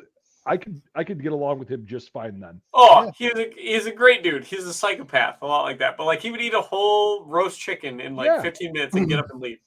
And but like he also wasn't fond of wine or drinking, which is really un-French of him. But like he would have wine that would be really watered down, and he'd be like, "It's okay," you know. And but like then he would like go like on campaign. He'd go out and like. Well, the cannons aren't going at night because nobody like fought at night during the Napoleonic era. He would go out and he would like caress the cannons, and he called all of them like the 12-pound Napoleon cannons he would use. He called them like his beautiful daughters. He would like talk to them and stuff like that as an artillery officer. Hope he spit on them too. Like, yeah. He would like go like massage the cannons, the bronze, the phosphor bronze cannons, fucking and stuff like that. Yeah, somebody, like a bunch of people did videos on like just reviewing the commercials, and they were like just ripping into it. Like he never fired a cannon at the pyramids. Like it was just a lot of creative liberties. They took a lot of creative liberties with his life. Yeah. Unfortunate. Which sucks because like he was a really interesting person, but like in the end, he was like most government leaders. He was an absolute fucking psychopath. And they don't get enough of that put in there. They don't get the fact that he's an absolute fucking sociopath. Well, they did like, cast no Joaquin disregard Phoenix for human life or anything like that. Yeah. So you know, casting Joaquin Phoenix, that's a pretty good start for casting a psychopath. 100%, because like most dictators, a lot of people don't realize it's like you get all the like big problems they did, but like if you get down to like the core of what they are as a person, they don't value anything.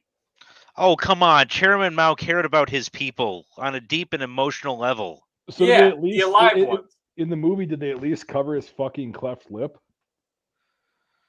Napoleon's cleft lip? No, Joaquin Phoenix. No.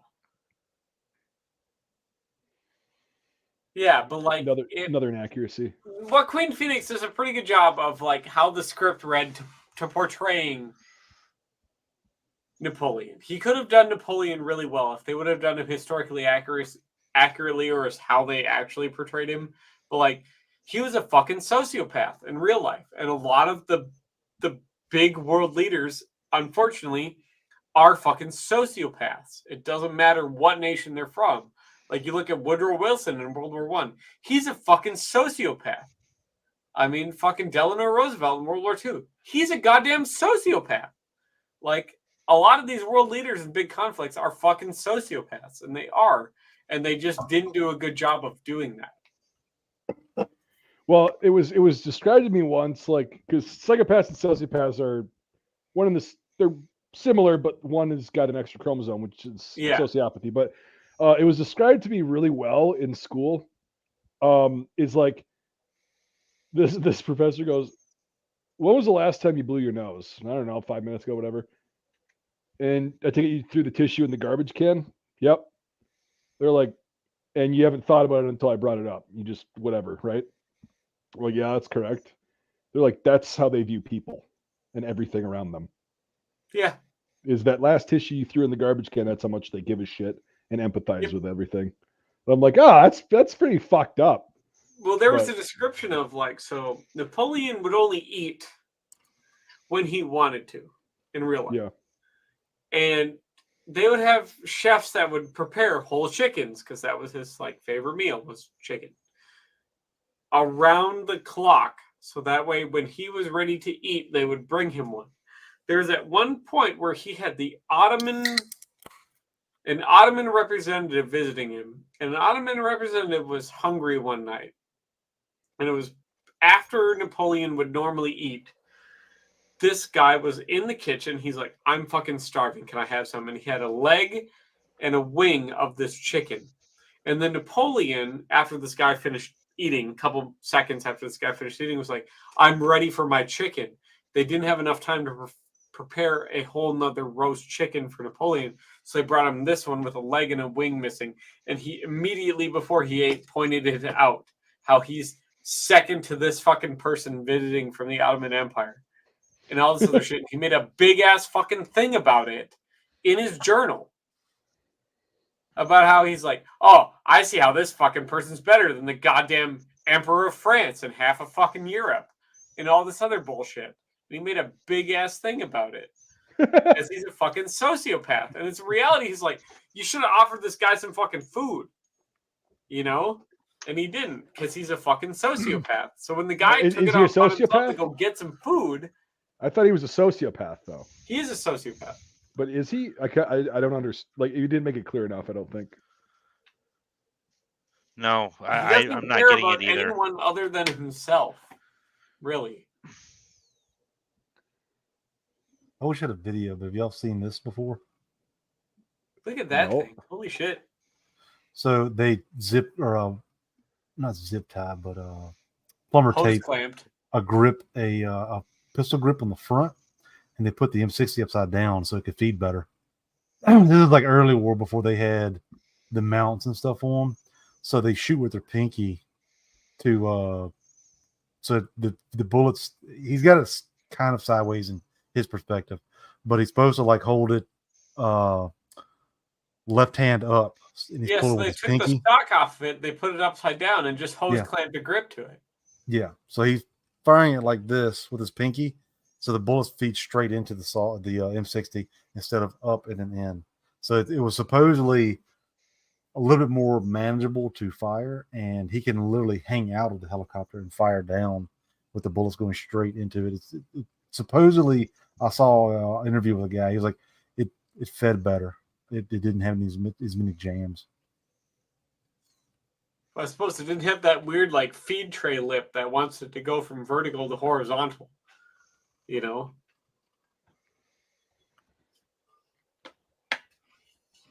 But yeah, in case y'all didn't see something like that before, that's pretty neat. I see it every now and then, but like I said, there was a video of a guy talking about it. He was a door gunner, and he had like the strap on his back so he could like kind of hang out and just fire.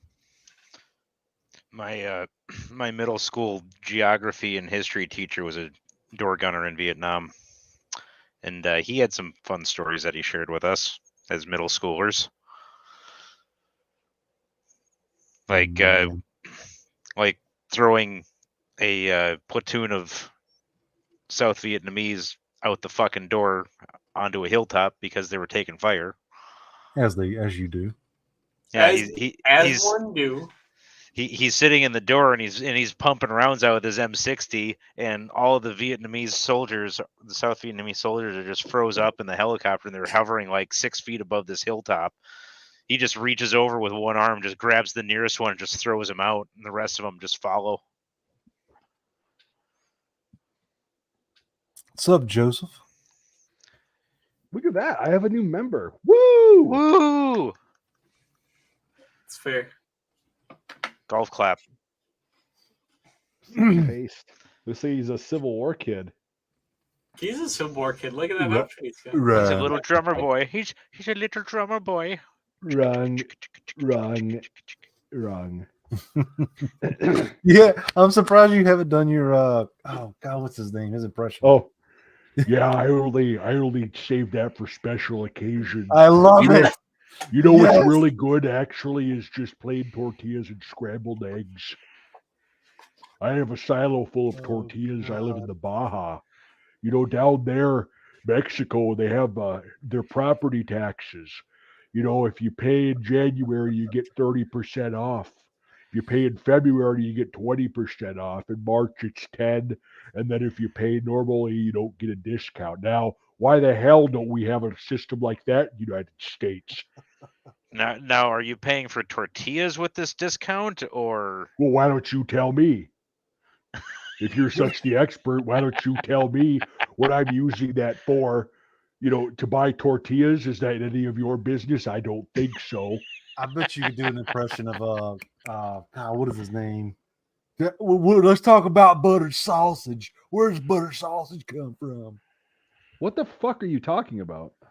I have? You've never seen that? Hang on. Gary Busey. Gary, Gary?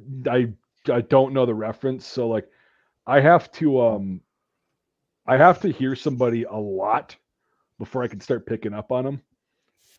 Like Jesse was a part of my childhood, so like I fucking listened, and all that stuff, and then it just gets more crazy. It's fucking hilarious.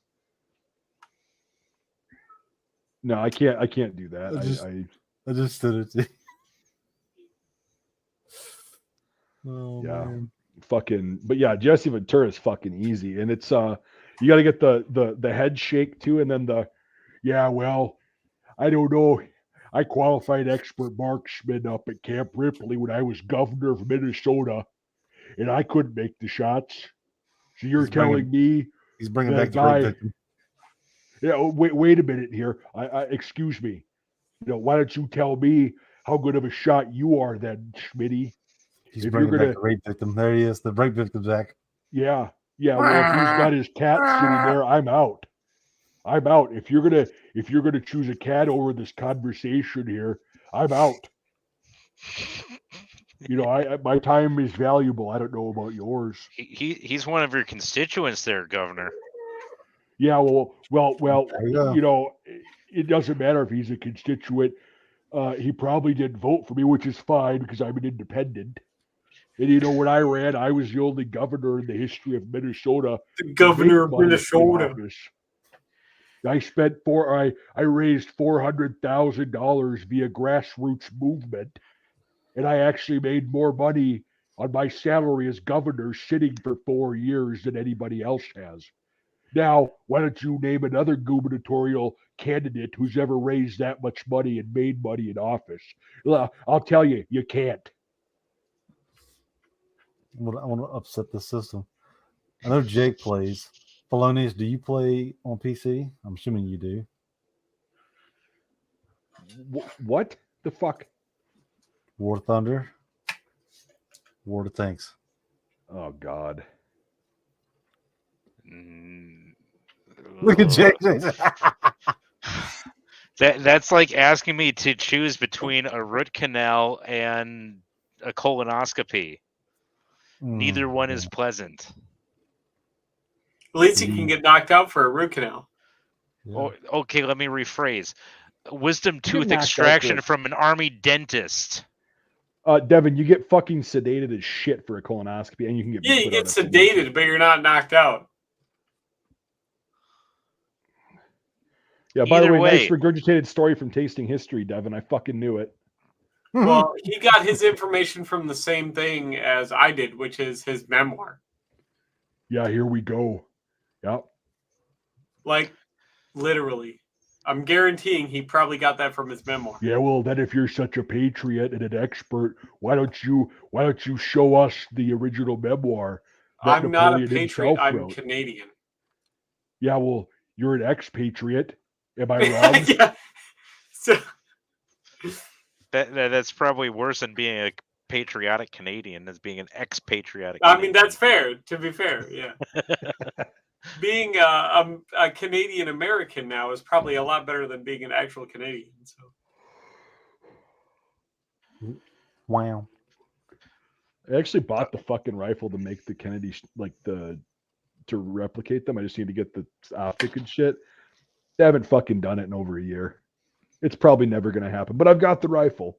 Oh, the ice bullets? The ice bullets? What the fuck? What are you talking about? You're talking about the Kennedy assassination, right? Yeah. Yeah. Okay, here's something Wasn't that one of the theories? Here's something I'm trying to fucking figure out about that, and I have not been able Christ. to piece it together. It's been what, 70 fucking years since that happened? 80? Oh, 60 years, 70 years, 60. 62, 63. It's 60 years. Nah. It's been 60 fucking years since that happened. Anybody who had any kind of fucking horse in that race is probably fucking dead of natural or other causes. Why is it still fucking classified? Government secrets. You So don't that want to way lose the, faith in your people government, do can't you? find out how the government misused taxpayer dollars. Yeah, you don't want to. But don't lose anybody trust in who the could be government. implicated in it is dead. Not the government. Yeah, but like still they misused taxpayer dollars probably. And also, they don't want to fucking release it because it'll show more than likely that the CIA ordered the fucking hit. Who carried it out? That's the also thing that's true. up. They don't want the people to believe that the U.S. government fucks shit up ever, because the U.S. government fucks a lot of shit up. Yeah, they always bitch about how Xi Jinping is like the Chinese Communist Party is. They're always fucking lying and blaming and making themselves look better. It's like you do the same shit. You're projecting, you cunts. Yeah. Did you But know that like during the 1970s, a small West Virginia town was petitioning for a new bridge for their like city? The bridge actually collapsed, and the West Virginia governor would not actually provide the money to build a new bridge. These people like literally couldn't leave their town pretty much because this bridge was the only way out of this town. Well, we talk about And Mothman? so they wrote to the Soviet Union. The Soviet Union was like, yeah, we'll pay for the bridge.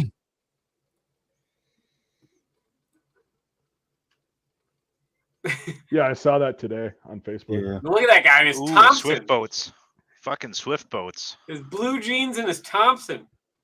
Is that John Kerry in the background 100%. with his fucking silver star and his purple heart?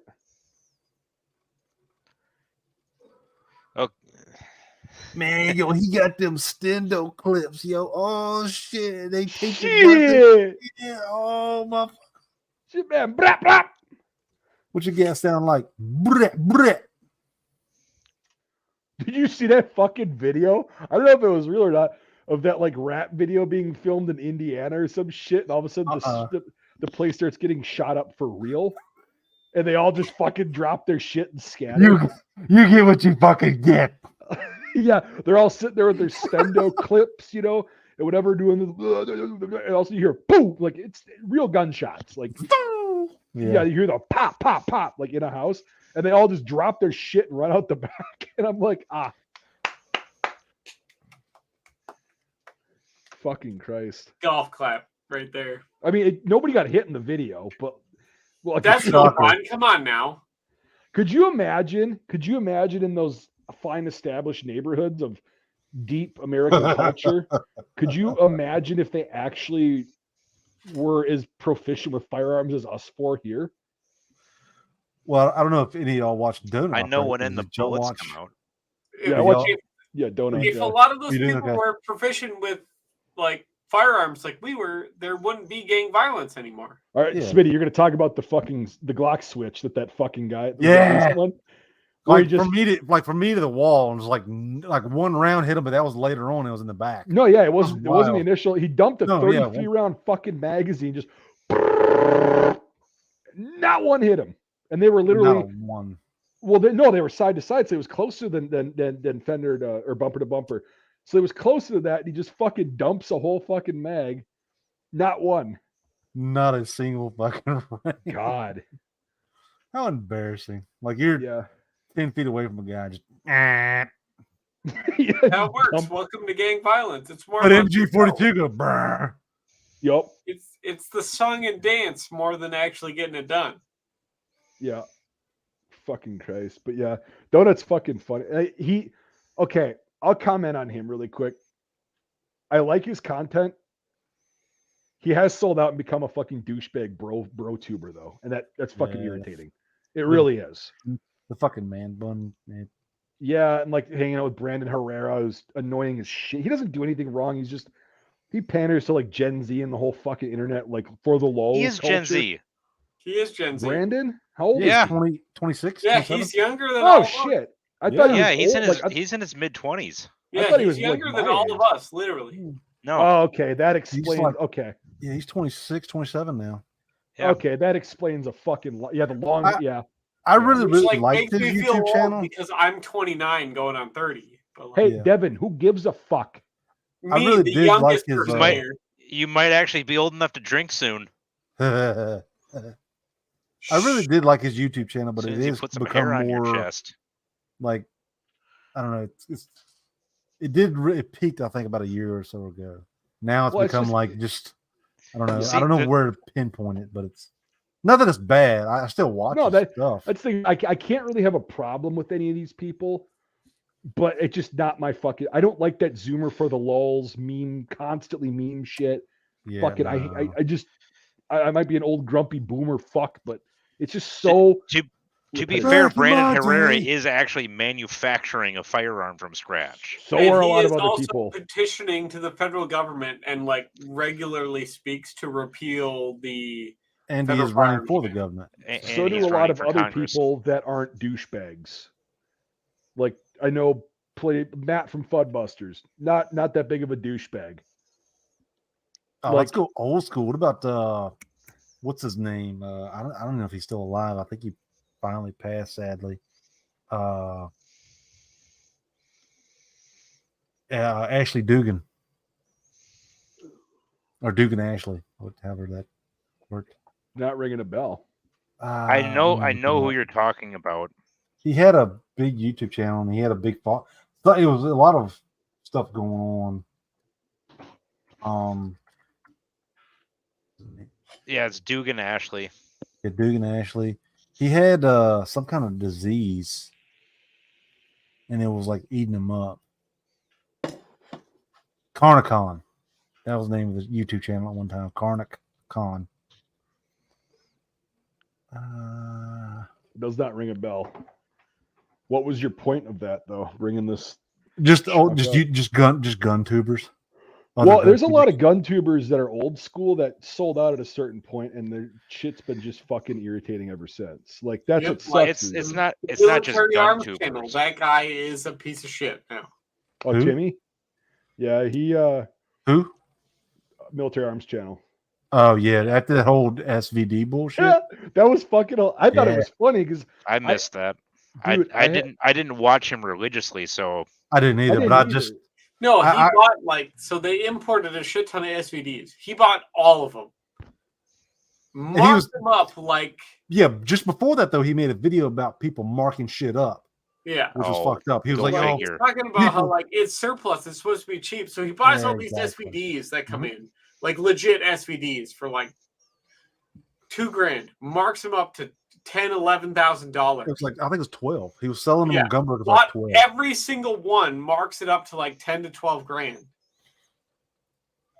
Yeah. Oh, the community ripped into his ass too. yeah, but he's still gaining subs every fucking Oh. day. It's like it's a temporary drop. It's like a month of horse shit, and then it was out of the next scandal. Yep. Mhm. Yeah, it's just fucking. it, I don't know. see, I've talked about this before, but my viewpoint on it is if you're a content creator and you make more money than me with me working my day-to-day job, I'm not going to give you any fucking money. Yep. If you have ad reads in your fucking content, especially if you have more than one ad read in a 15-minute video in your fucking content, I'm not giving you a fucking penny of my money because I know how much you're making on those fucking ad reads. Yeah. You know, Yeah, it's cool. even the bottom end of those ad reads are like $4,000 a month. Yep. What? Yeah, Oh yeah. Yeah. No kidding. yeah, that's like somebody as the big as bottom him end of is the ad read. probably just pulling from YouTube, probably $10,000 to $20,000 a month. Like Ridge Wallet and Raid Shadow Legends, those are like 20-25 grand a month. Well, I don't know if they're that much. They're probably No, they're probably not that much, but you're probably getting at least a couple thousand a month. Yeah. right there. Yeah, you're Yeah. making more money from that one fucking ad read and that one fucking video than I'm gonna make all fucking month working my job. I'm not sending you a fucking penny. Well, and also here's the thing: is why I don't do ad reads yet. I'm not opposed to the idea, but here's the thing: is I have yet to be approached by somebody who has relevant shit to my channel. I'm not gonna fucking shill for Raid Shadow Legends. I'm That's not gonna funny. fucking- It's funny you brought that up because the guy at work, my lieutenant, he was like, "When are you going to post more shooting videos?" And I was like, "I don't know." He was like, "Just don't sell out like most of the people." I was like, "What are you talking about?" He's like, "Rage!" I was like, "Oh no, never. That's bullshit, man. Never." I've been approached by fucking especially since I hit 100K. I have been fucking bombarded daily. I get fucking emails. Hey, this irrelevant thing. Name your price and all that shit. One of them, I was like, well, it's not legit, but I was like, all right, my price is $25,000 per ad read, and I need half that up front right now. I didn't hear back from them, which is funny. The next time you should ask for naked pictures of B. Arthur. Who the fuck's B. Arthur? She was the tall woman on Golden Girls. She was a Marine pilot in World War II. She was one of the first female Marine pilots in World War II. I think she was a pilot. It might have been a nurse. Okay, I will. But either just way, she pretend that fucking shitty reference and joke didn't fucking happen on the live stream, tainting and tarnishing the entire fucking quality of this whole thing that's been going on for an hour. there was no quality to start with. I'm sorry. No, there never is. That's why I love it. It's fucking amazing. It's just like that's why it's Friday night or Saturday night shite. It's just dumb Shite. fuckery, and there happens to be 23 people watching this, and there's always more people with afterwards. Nothing better to do. No lives. I was just gonna say that 23 people with no fucking lives. Well, look at us. What the fuck are we doing? Oh, no, they're probably like I work was. today. I'm I not- don't know about you. I mean, They're I probably right. also work today, and I'm also burning a brush pile illegally out in my yard. Dude, this was my fucking And you're a hardest cop. project of the day. Yeah. Shh. People don't know I'm a cop. Okay, it's fine. Shush. He's not a fucking cop. They're probably I am they're now, probably actually, at work. but They're probably at work, just like bored as shit, like I was. It's like, Yeah, just sitting there watching shit like, There's nothing else to watch. God, watch these It's fucking retards. Saturday night. Watch these I love- retards argue about a fucking pintle mount on a goddamn machine gun. Hey, that was fucking productive. Oh yeah. Because Devin actually backed down and admitted he was wrong. No, he never No. did that. He just couldn't produce a photo, which is Here's the the thing same that thing. Canadians tried was a front pindle mount on the C6. So Hey, The only Hey. thing that the Canadians should be trying is how to feed their fucking people. they feed their people just fine. All the maple Yeah, by syrup you buying can eat. food from us. All the maple syrup you can eat. well, hey, at least they're gonna fucking ban Christmas because it's too much of an offensive holiday. So that's a plus. That's true. It is too much of an offensive holiday. We have to ban Christmas. They should also ban Black History Month because not everybody can get away with wearing blackface. Like your Black Prime History Minister. Month isn't a recognized thing in Canada, actually. That's only in the United States. Wow. Yeah, I had the stop sign with that fucker right there. Yeah, we're not going to make a whole month for 7 people. does that include your Prime Minister? Yeah, the 3 times that he wore blackface. Yeah. Justin Castro. Yeah. He's blacker than any other black Canadian. That's fair. So Black Do Justin you Trudeau, think he everybody. used kiwi? Like, do you think he went really cheap route and just used a jar of kiwi boot it polish? wouldn't surprise me. Yeah, he's like, That's not that's a cheap bad enough. idea. Yeah, just smeared it all on. Yeah. Little stinky, but hey, Hey, it'll make his skin glow. get a little buzz going on. Yeah. No, he's probably. Did y'all see that video of the guy like stuck his head in the damn charcoal bag and like shook it and took it off? And it's like, look, What the fuck? that's probably what he did. Yeah. Honestly, what I think would be a better, more believable material for blackface is roofing tar, because when it dries, it dries brown and it doesn't come off. Yeah, about that, I did that when I was a kid. Because I wanted to paint my face camouflage because my dad did it, you know, because all that shit. So And, instead of using loam, you used roofing tar. yeah, because I couldn't find his face camo because he always hid it from me because my mom would get pissed off because she could never get the camo off because it's just whatever. And so I put roofing tar on my face. My dad's like, "Well, we're not bringing you to the doctor because we're not going to afford that shit, but I can get it off with gasoline." So he did. Ooh. Ooh. Yeah, it's Worked real that's good, probably why I too. don't grow facial hair. That burned so fucking bad, and my face was bright red for like 3 days. Yep. Yeah. So Mike wore blackface when he was a kid. Oh God, yeah. You're never wearing Can Congress confirm. now. Yeah. Oh yeah. No, I And- don't give a fuck. And it's still less offensive than Justin Trudeau. That's fair. Yeah. It's hard to be less offensive than Justin Trudeau, to be fair. Hey, they keep voting for him though. They do. The That's four right. cities in Canada keep voting for him, that's for sure. Yep.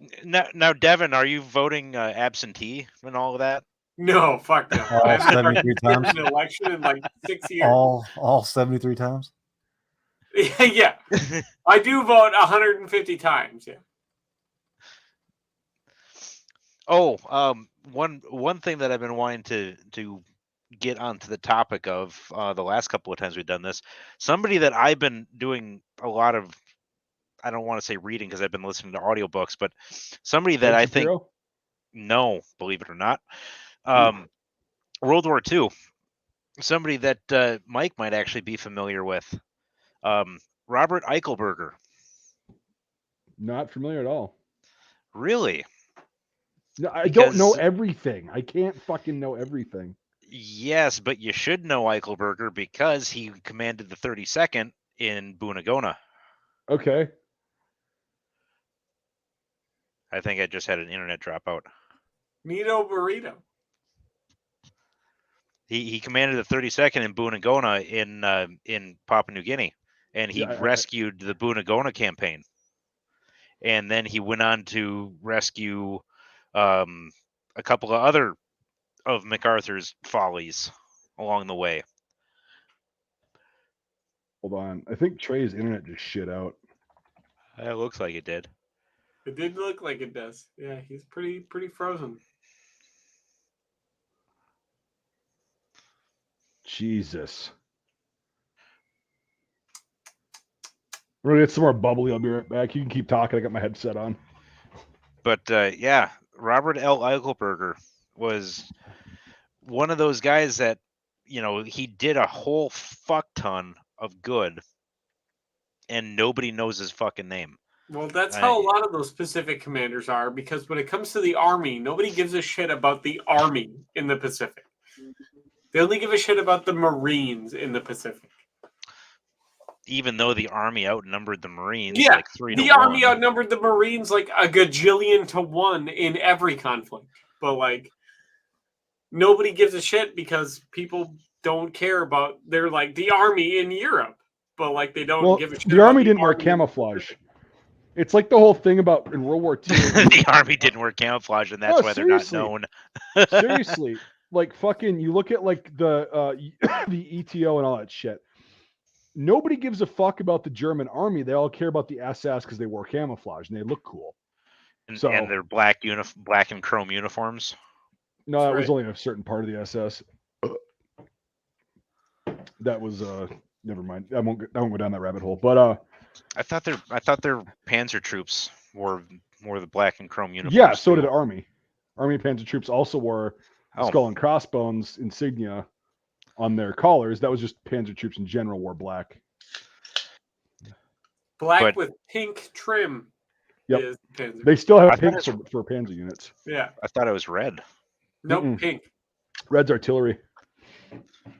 Pink is tank troops. Yeah. But yeah, if you wanted, I actually just downloaded his book. What the fuck was it called? It's called Our Jungle Road to Tokyo. It was the book that Eichelberger actually wrote in 1950. But next time I get out to the DC area, because my wife's brother lives out there, my mission is to find Eichelberger's gravestone at Arlington. You gonna salute it in your full fucking class A's? I don't have any Class A's. I No, have he's none gonna of that's do that. right. it in the ACUs, like the UCP ACUs, like a real man. Yeah, No, you're but old I'm school probably now. I'm probably gonna put a dime on his tombstone. Is that so? Would you Yeah. Would you like to buy a vowel? Yeah, Okay.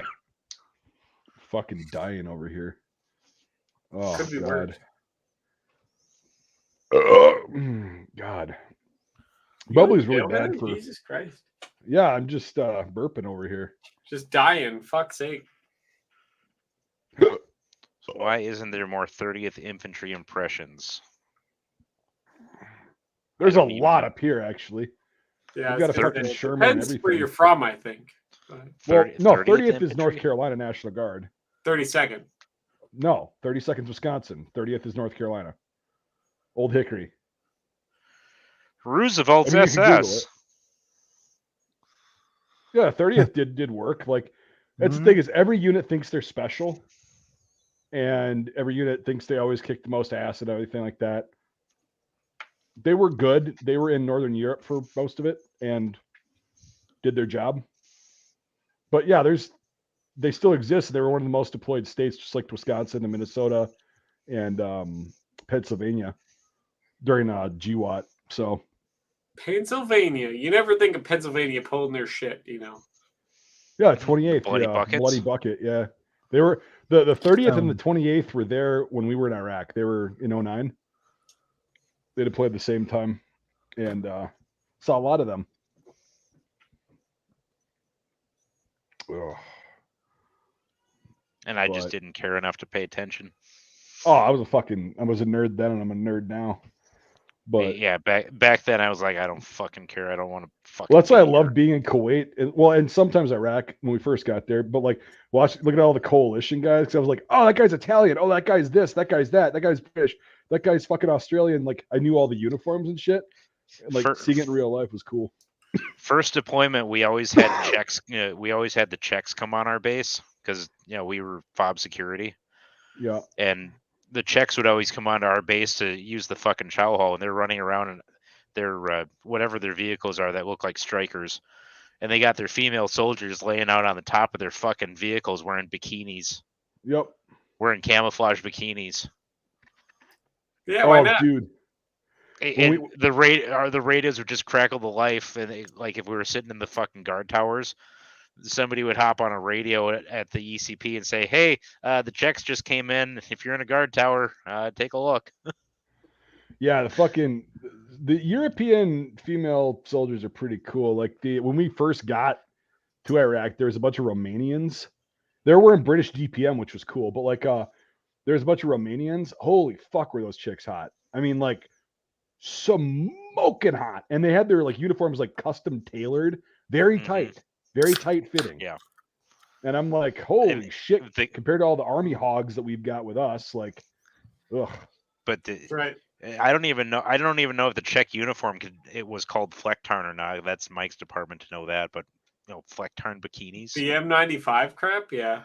No, yeah, it's just a two-tone desert camp pattern. It's not special. Yeah. I'll bring it up really quick.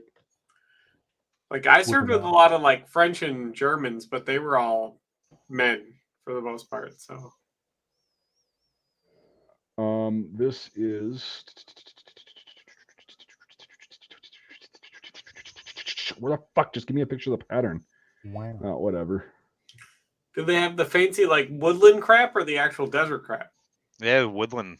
This was in 2006. Oh, they're Yeah, wearing their woodland shit. The Czech like Yeah. M95 woodland shit. Yeah. What the fuck? They have desert. Hold on, I'm trying to pull this fucking tab up. I used to sell these shirts actually. I was gonna say, yeah, the Czech woodland stuff's pretty cool. So Yeah, this shit. Yeah, it wasn't that. It was green. They were Huh. wearing Woodland. yeah, the Interesting. VZ95, the VZ95. I'm actually still pissed off at my mom for a lot of shit, but one of the things that I'm really pissed off at her for is I had a full set of British desert uniform, or I had a full British desert uniform from 2005-06 that I traded one of my ACUs for. Yeah, the and 2-color DPM, yeah. Yeah, and it fit me because I If you traded want, it with one of the. I get that shit for real cheap if you want a new set. Yeah, it's I know real it's not the same. Yeah, but yes, it's I really do cheap, because it was yeah. fucking comfortable. It was Yeah, nice. It's a nice fucking uniform. It really is. Mhm. It was so fucking lightweight. It was so Yeah. comfortable. It's so much airflow. Yep. But yes, they're made to fit yes, I super do loose. want to get a set. Yeah, and they're fucking dirt cheap. So They are dirt cheap because they don't use it anymore now. they made a ton of it. Yeah, and when it was in service, you couldn't fucking get it because the British don't give up their uniforms. Not in the numbers that they do after they get rid of it, but you can get the MTP shit now, the current stuff. Yeah, the current multicam based crap is pretty cheap, but like now that the regular woodland and desert DPM have kind of gone by the wayside, it's dried up. Mm-hmm. Yes, I would like to get my hands on some more. Because like I in air quotes acquired a bunch of stuff while I was overseas, so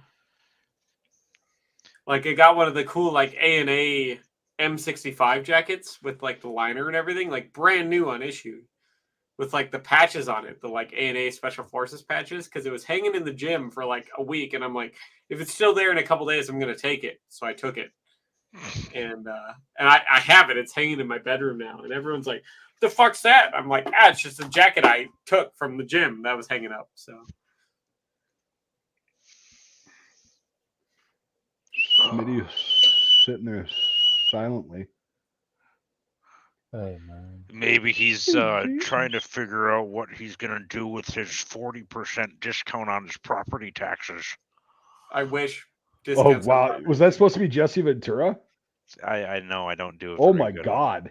You don't do You a good should- Jesse Ventura. Come on now. Oh yeah, should I? Now he's wearing a winter cap, and I know what's above that little dot. We've got the windmill of peace and an eagle. Yeah, I know. I can see right through that. You're not good old fooling me. Roman symbol of peace.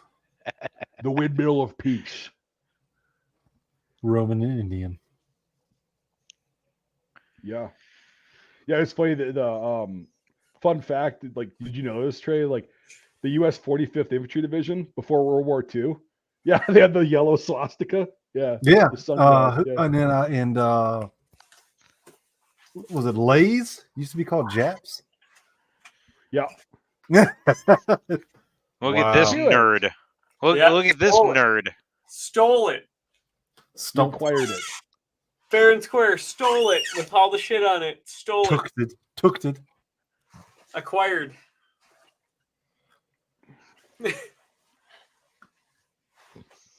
It's a fancy I got a bunch coat, of though. It's fucking- a really good coat. I have a shitload of Iraqi chocolate chip uniforms with Yeah, all the, I know, the right? insignia and shit.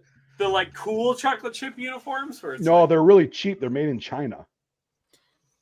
China. well, this one's here China. made in the fucking China. United States, which is great. It's an actual like M65. It's really nice. Yeah, it was money well spent. That's right. I remember when like Afghanistan finally fell and these things shot through the roof in price. It was like, whoa, look at me, I'm rich now. I've got a fuckload of the material sitting in the garage. You've seen that. Yeah, you should start making it into shit and selling it because it's worth like a lot now. Yeah. Well, So interesting fact, I lost enough weight this year that I actually fit back into my initial issue M65 field jacket. whoa. Yeah, best from winter when I was coat ever made. 17. From when I was 17. The best winter coat ever made. It's not the Yeah. best. I mean, it's No, pretty. It's you shut your mouth. Don't you say anything otherwise. it's That's a good good- for fall. Well, with the Put liner, that it's liner not in it, it's terrible. best for all winter.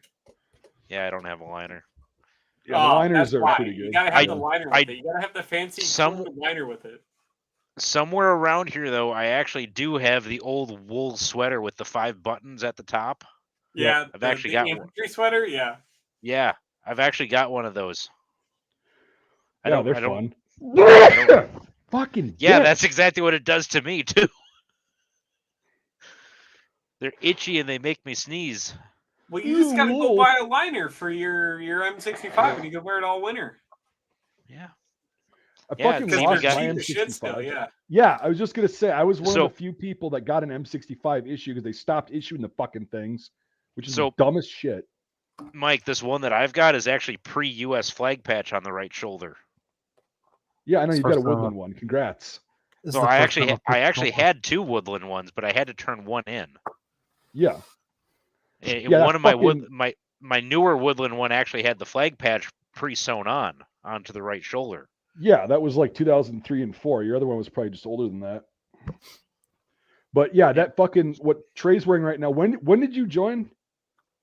10. Yeah, that was right when they stopped issuing those. Yeah, So this one I was not issued. I tactically acquired it because I was in. No, they Later stopped on, I in was 09. wow. You joined the year I got out. Dude, yeah, because it was 2007 and 8 they issued them, because the 9 they started doing the Equus, like the fucking big system. Because I was wearing mine in Iraq, and there was a sergeant major that came up, and he's like, "What is that?" I was like, "I don't understand." He goes, "What are you wearing?" Bitch. Uh-oh. And he's like, "Is that authorized?" And I'm like, it was issued to me, so I would assume. Yep. And he's like, "Well, you're not wearing your proper because I was wearing a patrol cap with it, which apparently you're supposed to wear gloves and a fucking the Beanie watch cap. cap." Yeah. And I'm like, "Fuck you." Like, no. But Well, didn't you know, Mike, the reason why MPs are better is because they wear their uniforms properly. yeah, Trey can attest to that. yeah. But yeah, the I M65 had is great. Like, I really like this coat. I wear it all the time, actually, in the winter. And I've worn it the last couple of winters as, like, my winter coat. And everyone's like, "Oh, that's kind of cool." And I was like, "Yeah, I stole it." Yeah. I mean, this is literally a rip off of the M43 jacket. I mean, it's all it is. It's just a modernized M43. Yep, you just got all Velcro now. It's just all they did for the ECU one. Yeah. Yes, they put Velcro on it and they took the fucking epaulette straps off, and that's all it was. So Yeah, they sure did, didn't they?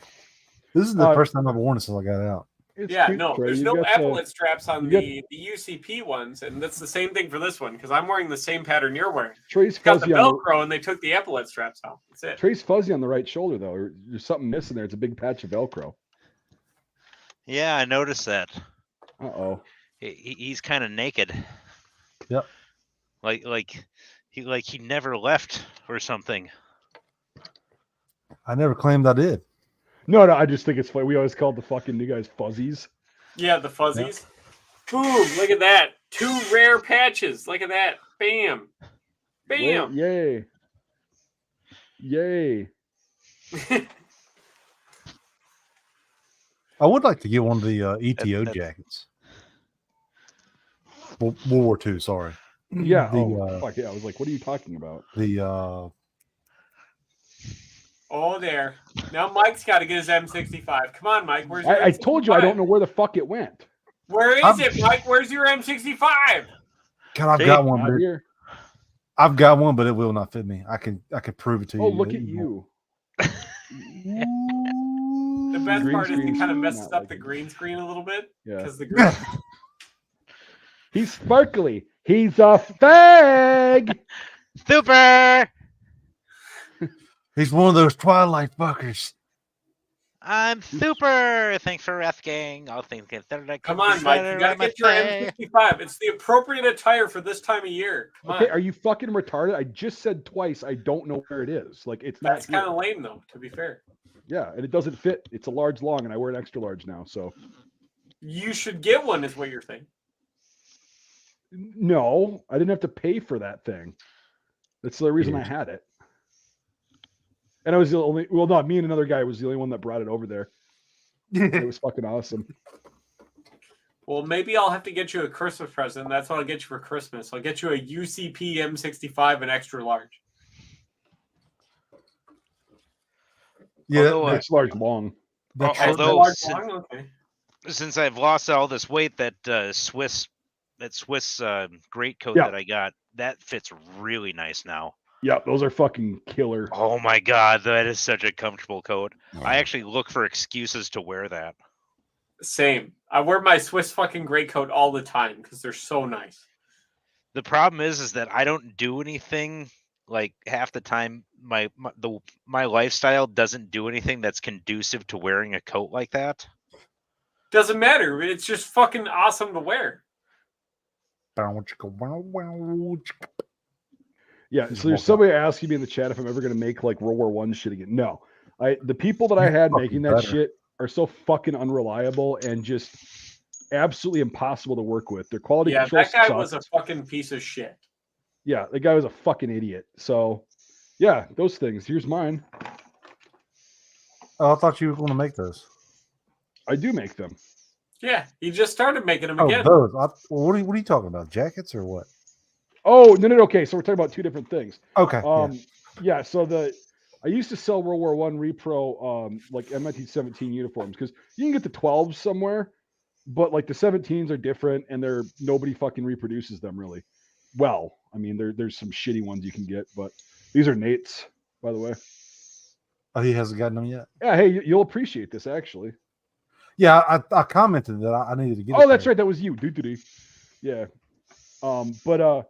Yeah, I mean, I used to have this shit made, and every fucking other uniform was not the right size. It was cut different. It was shitty, and they would charge up the ass, and they were just unreliable. Oh, there's this holiday, there's that holiday. We can't do it. Shit would show up late, so I just stopped fucking dealing with them because I was losing a lot of money on it, and people were getting pissed. So I just stopped doing it. Yeah. And unless I could find somebody in the U.S. that can do this shit on a decent, like a medium scale. But then here's the thing: is people won't pay the price that I need to get for them because it's going to be more expensive for me. Oh, also, Jake, sew up the top of that fucker. They did that a lot. Mine's out in. Hold on.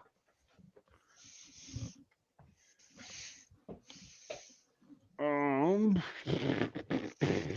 no, here it is. God, these fucking guns just will not stop falling. Oh, God damn it! Ah, That is such a horrible problem to have. Ah, Right. son of a bitch! Oh, that's nice. Smitty's looking sharp. Yeah, so the guys would sew the top because they're like, oh, it's a cunt cap. That's where that term Kunta. came from. Kunt. And so they would sew because these are the first style ones. They kind of patterned it off the French a little bit. And then a lot of them would just wear the bigger French style, but these are the first US pattern ones. Very fucking hard to find. And yeah, they were like, I'm not gonna wear that thing. It looks retarded. So they would start sewing them up like this. Like, oh, it looks a little bit better. So yeah. And then you get the matching disc.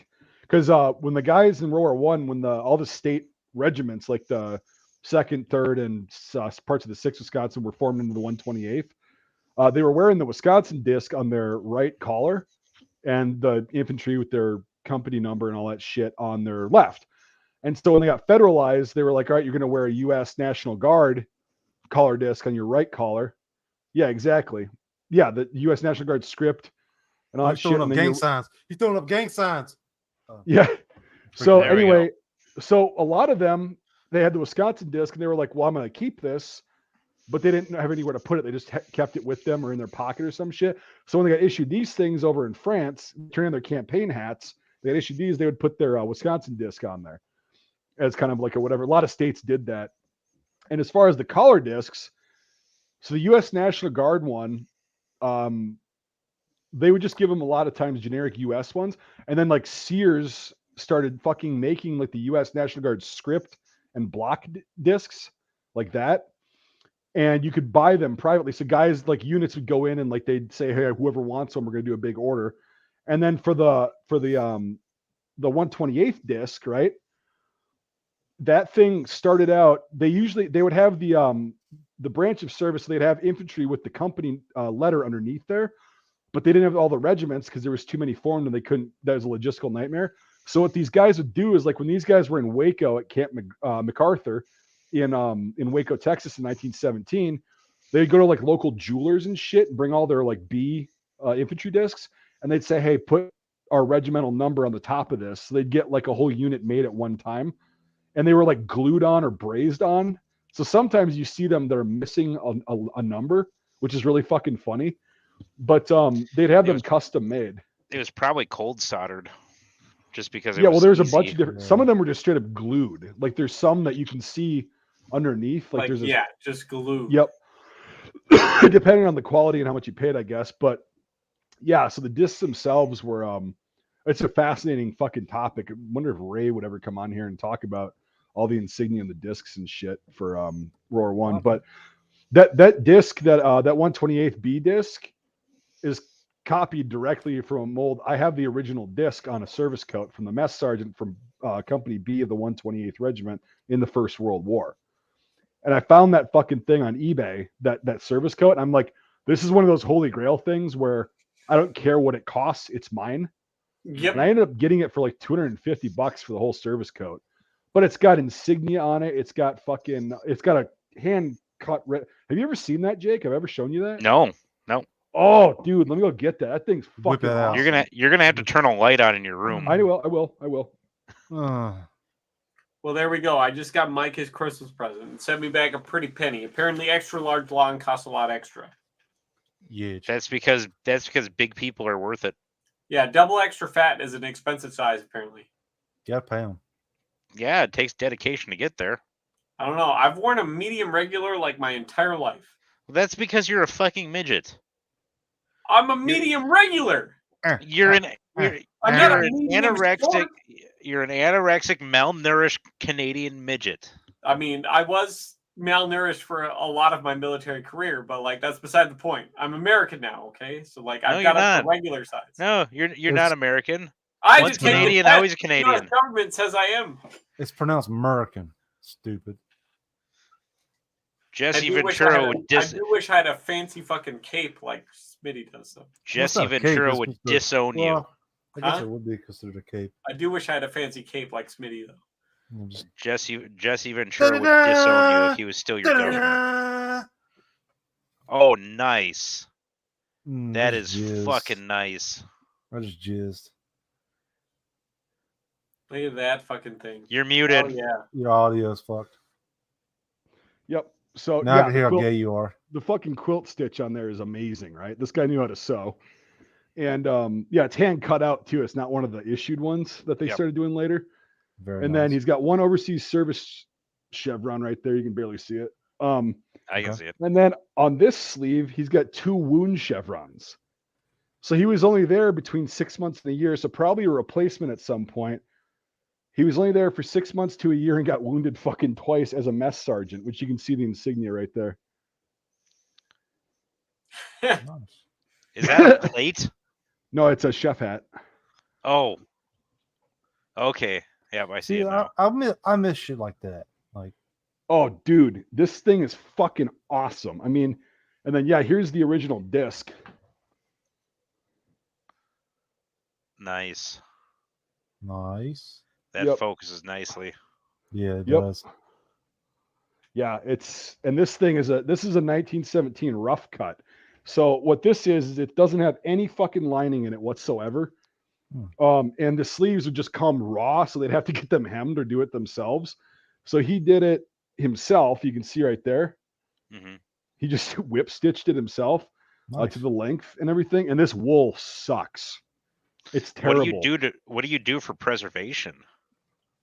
Keep it away from moths. I just keep it in my closet in my bedroom. You have to hang it too. I keep it hanging. Yeah. I can tell that it was hanging, but I was just wondering what you do to preserve it. You really can't do much other than keep it dry and away from moths. I was gonna say my wool stuff. I have a closet in like. I shouldn't call it like the guest bedroom. It's like the storage room where I've got just mothballs just fucking thrown in there. I also like keep my ammo cans that have all my like silica gel beads and like shit in that. I keep that all stacked on the floor. Cedar, and like all my greatcoats that are wool, I keep cedar heart. Fucking mothballs, yeah. Cedar heart will work too. Yep. Like the heart of a cedar tree. Yep. Get any type of piece of wood, throw it in there, and that'll keep it too. Well, I don't keep most of my wool shit is either in this closet in my office or in a bin in the garage. And like sealed tight, or it's in my bedroom closet. None of those places have moths in them. So, but this is one that I definitely, this is a fucking holy, and it was well taken care of. Yeah, like, very well taken care of. Fucking shape, yeah. Yeah, and I agree with 50. I miss the ranks like that, man. Like because I can go up to anybody now in the military, or even when I was in, like, what do you do? I don't know. Right. Yeah. Well, like the Navy's got their rating system right there. Yeah. Yeah. You can see what they do based on the insignia. Yeah. Because, and it's funny because they're like, well, what was the infantry? It's like, it's just the stripes. Yeah. So, if you see that, they're probably combat arms. Yeah. But yeah, they would have this commissary exchange would be like the Half Moon. It's beautiful. Or sanitary troops and stuff like that. Wagoners, so guys that would do like wagons for horses or like later on vehicles, they would have the little horseshoe, like wasn't it? wheel. The wheel. Like the wheel with the spokes. No, those were actually okay. Well, They also changed these half. It was so. Here's the reason they went away from that is because of the fucking logistics. And there, so you notice, there's only one rank One patch. side, yeah.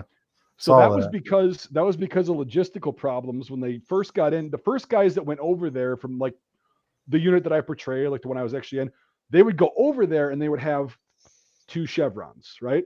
Because they had them in the States and they had them before that. Now, what happened was when they started deploying the first part of the AEF, all the National Guard and the federal guys, so many so quick they couldn't keep up with the demand, so they would issue one set of chevrons per NCO. One was for your overcoat and one was for your service coat, which is this. That's what it wasn't called a tunic, it was called a service coat.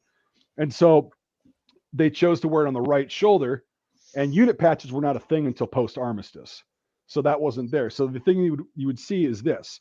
And these overseas service chevrons and shit, that's also post-war. So the only patch really you would see on a uniform is the rank. And so yeah, NCOs, but here's the problem. With the insignia and all that shit, A, you know who in your unit is who, right?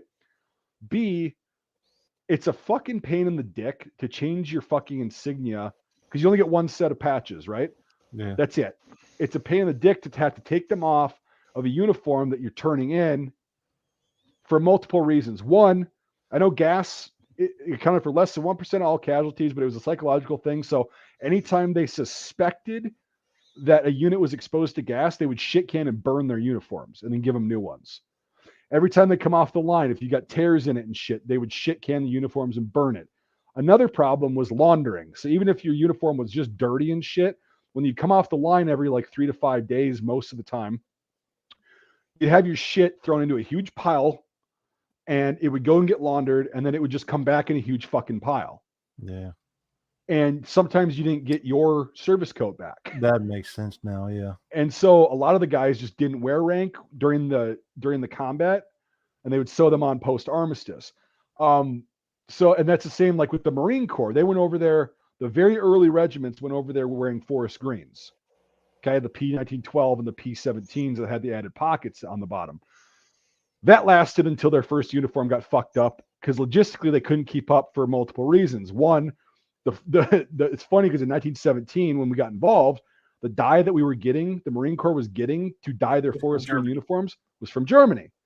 So then they started just kind of dyeing it like this weird olive green, olive drab color. Kind of like it looked so much like the army. They were just like whatever. So they get to France, right? Their first forest greens get fucked up and destroyed almost immediately. So they're issued army uniforms, right? And so some of the Marines at first, because they're like, oh, Marine pride, all that shit, because the Marine Corps at that point was guards for ships for the most part. This is one of the first times they were en masse deployed in a land battle, right? In a land setting. So they're like, yeah, we have some pride. So they would cut the Marine Corps buttons off their forest screens and then sew them on to the army uniforms. Well, for the reason I just said, of every fucking few days having to change out uniforms, that practice kind of went to the wayside. They'd throw their buttons if they chose to keep them in their bag on the train and shit, and they'd just wear army uniforms for the duration. So yeah, it's impossible to tell a Marine from a soldier in the First World War, other than sometimes, most of the time, actually, the Marines didn't wear collar discs. Also, if you call a Marine a soldier, they go. That's a big one. Yeah.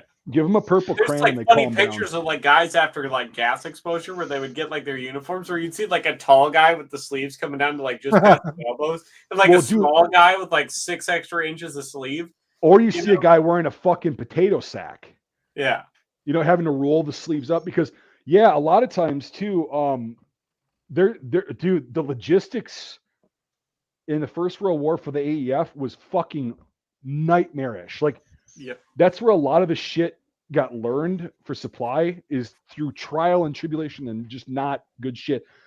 So they oftentimes out in the field, because they were going through so many fucking uniforms, would just go, try this on. Oh, no, it's way too short. Good enough. Get the fuck moving. Next. And because they're like, well, we don't have that size. You're just gonna have to deal with this for the next. You're just gonna have to roll with it. And then they started like towards the end, like just issuing shirts where like the sleeves would be hemmed to like a whatever standard length, but you would have like 6 to 8 inches of extra fabric rolled up. That's in the sleeve. that's what I was just saying. The rough. Yeah, cut. and they would have to like let it out and stitch it themselves because they just cut the sleeves to be like so far past the waist even, and would just smash it up into the sleeves so you would have extra fabric. Yeah, that's what this particular example is, a rough cut, and that's why the sleeves are hand hemmed. Yeah, Is because they're not lined. They're just literally a wool shell. they would and so literally just they were use so many extra inches of fabric, and you would have to cut it and hem it yourself. Yeah.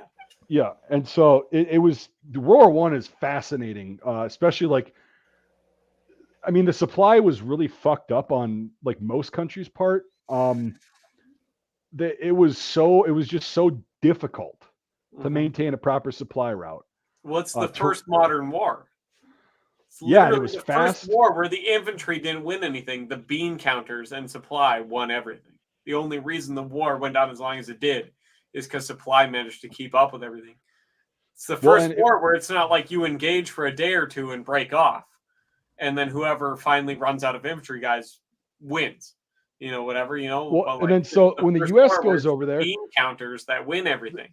the U.S., if you've ever looked at the 1910 or 1917 basic equipment and loadout of a fucking U.S. Army soldier, it is fucking atrocious for It combat. is atrocious. Yeah. It's great for stateside service. It's not good for combat. So when they got there, most of the AEF was actually the French sector.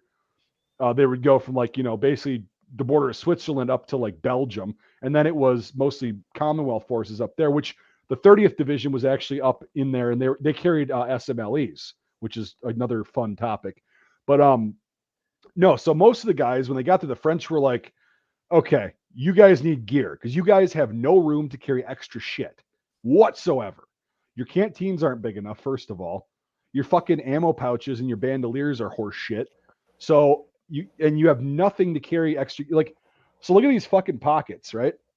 So they're just flat. There's no There's no teeth in there. bellows to them. Yeah, there's nothing. They don't hold much. That's all the places you have to store extra gear. The 1910 pack's a hunk of shit, and they kept that through the Second World War with the addition of one extra strap. Fucking idiots. But no, so the French were like, well, we're going to issue you, or we're just going to give you a bunch of shit that we had. And it's like all these fucking bread bags, these gas mask bags, fucking everything. And they're like, here, just take all this shit and carry And it. put stuff in it. Just carry shit. Yeah. And they give them canteens because they had the 2-liter The canteens. 2-liter canteens, yeah. And so the Americans, a lot of times, you see them carrying their 1 quart, and then they've got a bidon on their fucking right here because it's 2 more liters of water. And they still didn't have enough. And they would carry all this French shit. They use French grenades. They use French fucking, a lot of machine guns, obviously, artillery, because the U.S. just didn't have anything. So that's a really Well, cool it's just subject. so hard to move shit, too, from the United States to France, where France is making all the shit right there. Right. Yeah, And France come off isn't. the assembly line and move 30 miles and be at the front line. Yeah, France's industry really wasn't crippled by the First World War. No. They didn't. Well, they almost got to Paris once, and that was. And then Verdun stopped that. Yeah. But that wasn't easily won. That was fucking. You want to talk about attrition and holding out and not giving up, even though you're totally, completely, and utterly fucked. It's one of the few battles where you could lose 70,000 people in a day and still be okay. Yeah, and it's like the only battle actually where you could lose 70,000 people in a day and call it okay. Yeah, and it was just absolutely. That's why everybody, the French fucking pussies never fire on Germans. I'm like, look up the Battle of Verdun. Yeah, 70,000 people in one day and still managed to hold shit. Well, the British still hold the record for being retarded and losing 200 and something thousand on the first day. That's fine though. That's the British. Oof. Well, let's also remember that during World War II, the French weren't exactly not fighting. No, they were. Oh my God! So unpacking that fucking thing, that takes a long time too. Here's the problem with the French military is their government. Yeah, and their upper leadership.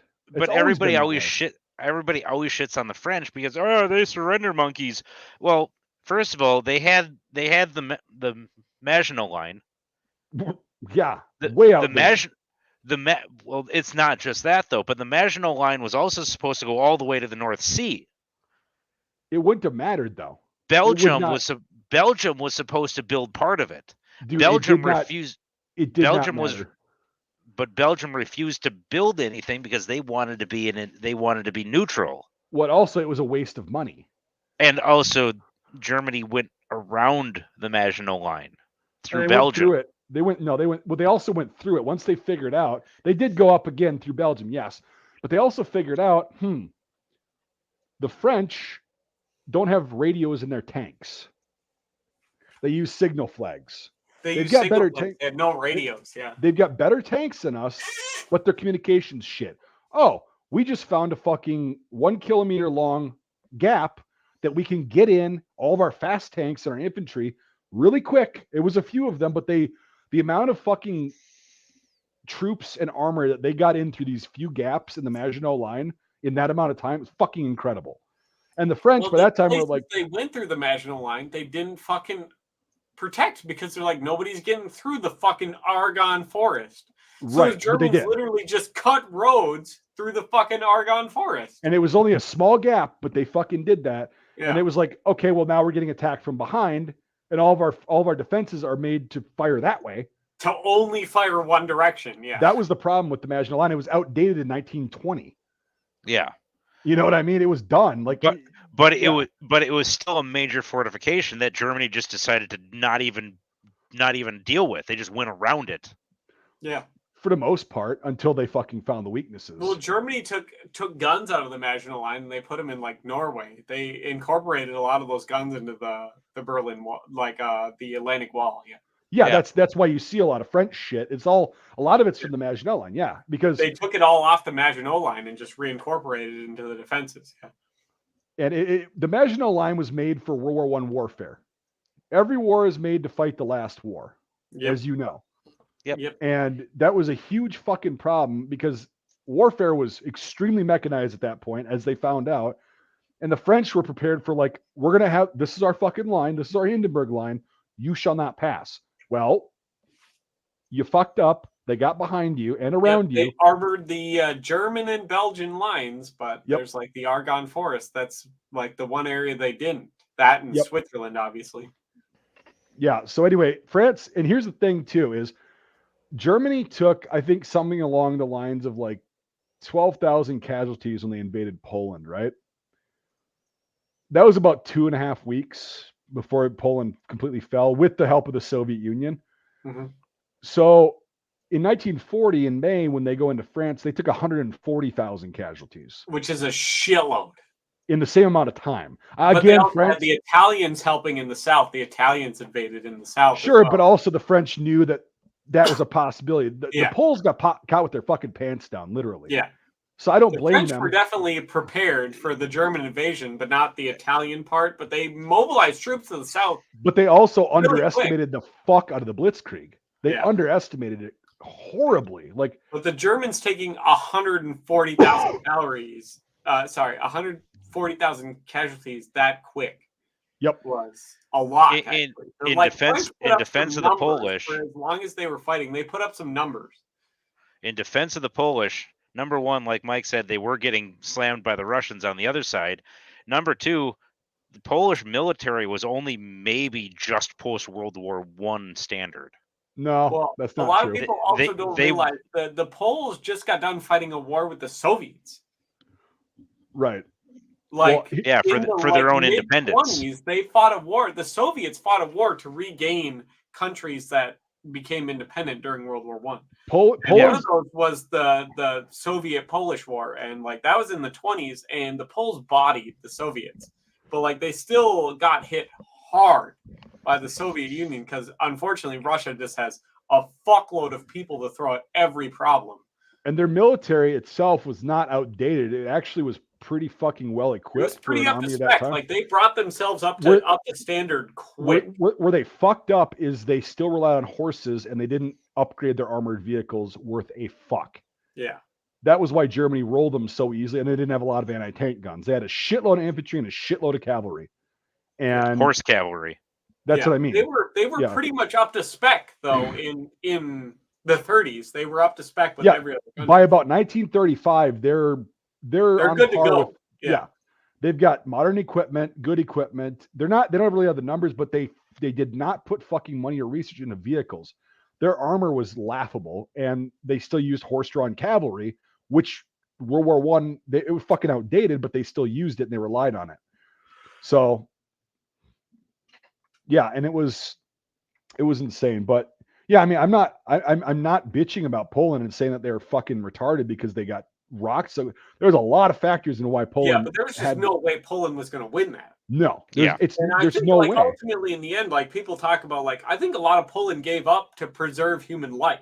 They did. They were like, it's not fucking worth it. Like, there's no way to win this, so why try? Exactly. Poland also burned their own capital to make sure that Germany wouldn't profit from it. Right. Well, they still profited from it in the end. But Germany had to put so many resources into it just to rebuild it, so it'd be useful. You can just put a fence around it and turn it into a ghetto that you can eventually throw into a death camp. But then the Polish forces that did escape fought fucking ferociously the rest of the war. Yeah. Yeah. So did the Free French. A lot of them that got the fuck out of Dodge. The Free French, the whole end of the war, put numbers up, and then they went on to fight with the Americans in North Africa, and like because Morocco ultimately ended up being where like the Free French ended up, like their government fleet, a lot of them, anyways. Ended up fleeing in exile to Morocco, but the French themselves, they put up a hell of a fucking fight for what they had. And their leadership is what failed them miserably. Mm-hmm. It's failed them in the First World War, and it's a fucking miracle they actually succeeded. Because after Verdun, they lost 75% of their strength was gone after Verdun. They lost a ton of stuff. They had all their manufacturing capability, but they lost. Yeah, but they had nobody to equip it to.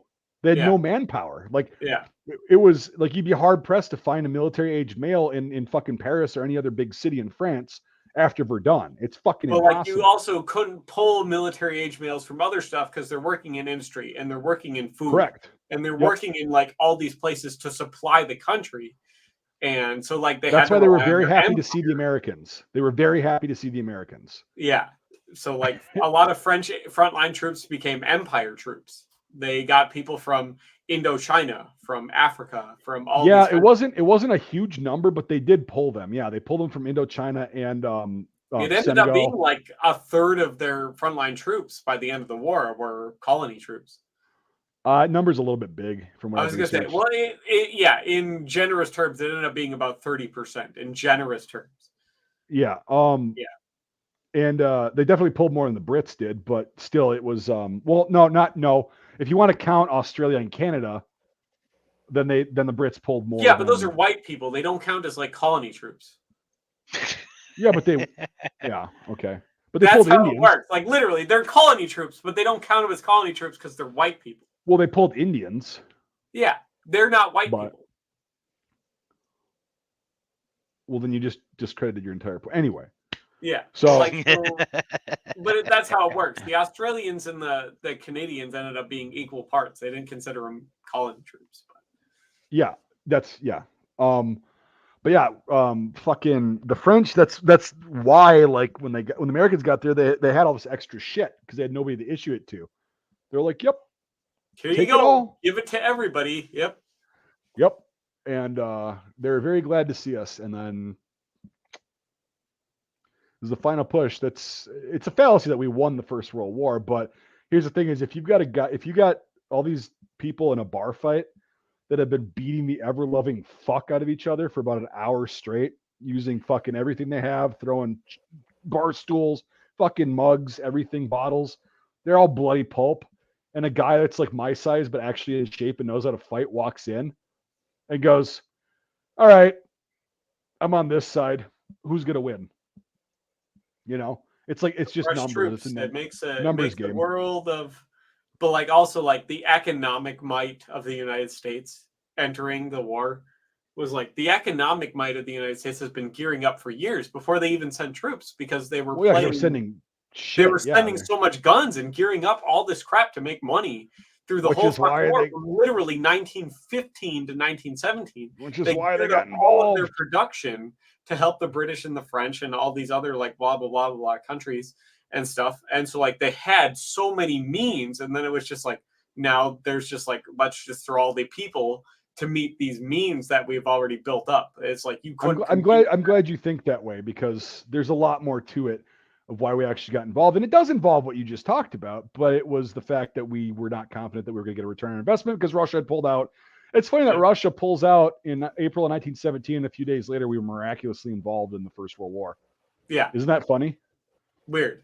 But like, it makes sense because like to stop Remington from going bankrupt and going under, the U.S. had to buy all those Mosin Nagants they made and shit like that. Because like my M24, the reason it doesn't have a Tsar stamp is because it's a fucking Remington Mosin Nagant receiver that was sold to Finland. Right. It never made it to World War I. It never got the Tsar two-headed eagle stamp because the government. It was one sold from the United States to Finland in the late, like in the 20s. Right. And another thing too is people don't realize that France was giving Russia a fuckload of money before the First World War. Well, to be fair, everybody was giving Russia a fuckload of money. No, but France was probably at the top for investing because they're like, 100%. We'll invest in this. And then all of a sudden, Russia's doing its own thing at this point. It's becoming a new shithole. And all of a sudden it's like, oh, well, now France isn't going to get that money back. So we're fucked. Well, at least the UK owes us money. Great Britain owes us money. And maybe we can get a little bit of French money out if they win. So it's pretty lucrative to get involved so we don't lose our asses on this shit that we shouldn't have been meddling in the first place. But hey, got to do it. Even though the forefathers all fucking said, stay out of fucking foreign conflicts, especially European ones. The first time the U.S. took a shitload of debt, like literally economy-ending credit. And Woodrow Wilson was a fucking communist. Socialist. Same fucking thing in the end. Commulite, yeah. And FDR was a fucking socialist. Yep. Yeah, he's a piece of shit. He's a fucking idiot. And Garfield was a socialist. The reason he got shot. Just saying. Could be worse. There's a reason people get shot. Yeah. The U.S. doesn't tend to get shot unless they can make money out of it. People get shot because they don't learn how to dodge bullets like Neo. That's fair. Jesus. Yeah. But but then you got the people who can curve bullets. Wanted, yeah. Jesus, that mustache is on fire tonight. Yeah, it is. With that coat and the cape, that mustache is fucking What fucking rocking. coat and cape is that? Hang on. He's been wearing it for a half hour. He's finally somebody's asking about it. Well, I was on a fucking World War I pirate. I had to keep going. I gave him props to his fucking coat earlier. It's like, well, if I had a coat like he did, I mean, like, come on. Capes aren't nowhere near common enough anymore. Capes are They fucking need cool. to be. Capes are the shit. Oh yeah. They keep your taint from stinking too bad. Oh, nice. So it's an officer's winter coat. This poor bastard, I think he won the Medal of Honor, but he was stabbed like 6 times. Oof. I was gonna say that guy's getting fucking shanked. Yeah. But he was the first known federal officer to breach the Petersburg line. Well, that's which great. is kind of a big deal. But he turned into a fucking pincushion in the process. Oh, but he survived. What? Yep, he survived. No shit. See, Mike, back then, officers and men were real men in that they could get stabbed like a half a dozen times with bayonets, and it would be a minor inconvenience to them. I think, from my understanding, the bayonet wounds were not in major organs. Like it was like stomach, thigh, leg, or something like that. It was nothing. Yeah. Just stabbing anywhere they could sink it in. But like he's also got so many layers of fucking wool on at that point too. It probably helped him. Yeah. And he's also fighting back with a fucking saber too. So it's not exactly like trying to stab him is a risk-free endeavor. Well, that and you have like 18,000 guys right behind you with loaded weapons. Well, no, let me take that back. I don't think they were loaded. They did not want a misfire going on. Well, it's one of the things where it's like they don't realize the like 18,000 guys behind you because the fucking guy right in front of you with a sword, and everyone's focusing on that, and the next thing you know, there's 18,000 guys also here. If I remember correctly, they were ordered to load but not cap. So they could not trip the fire and make the They gun couldn't go just off. pull up and shoot. Yeah. And then the whole element of surprise, because this is kind of creative liberty and whatnot, because it happened like 4 o'clock in the morning, so pitch black almost. So, Trey, here's a fun little bit of trivia. Test your knowledge, because it's involved with the First World War as well. Another fucking myth that I'd like to talk about. How common were bayonet wounds in the Civil War? I think they attributed to like 3%, if that. Yep, there you go. Yep. The And biggest, from my understanding, the biggest threat or casualty was sickness, disease, and post combat wounds like infections and stuff. Yeah. Yeah, and then for actual like firing how was that? Because in World War One, the most devastating weapon that caused the most casualties was artillery. 63 or 4%. Yeah. Somewhere around there. Behind disease. World War II is the first war where their disease wasn't the most casualties. Well, World War One, it was about most of the casualties were caused by disease. No, they weren't. Yes, they were. That's a fucking fallacy. No, it was like this. So, artillery, disease. No, of all the combat casualties, artillery was the highest. Disease still caused the most deaths. Bring up some numbers then.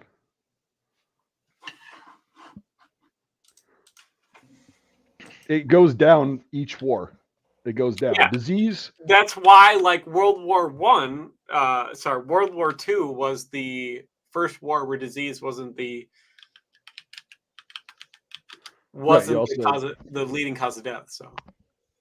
Yeah. I think where you're kind of getting that number is venereal diseases contracted were in the fucking over 50% of people got VD at one point or the other in the First World War. Most of those were not fatal.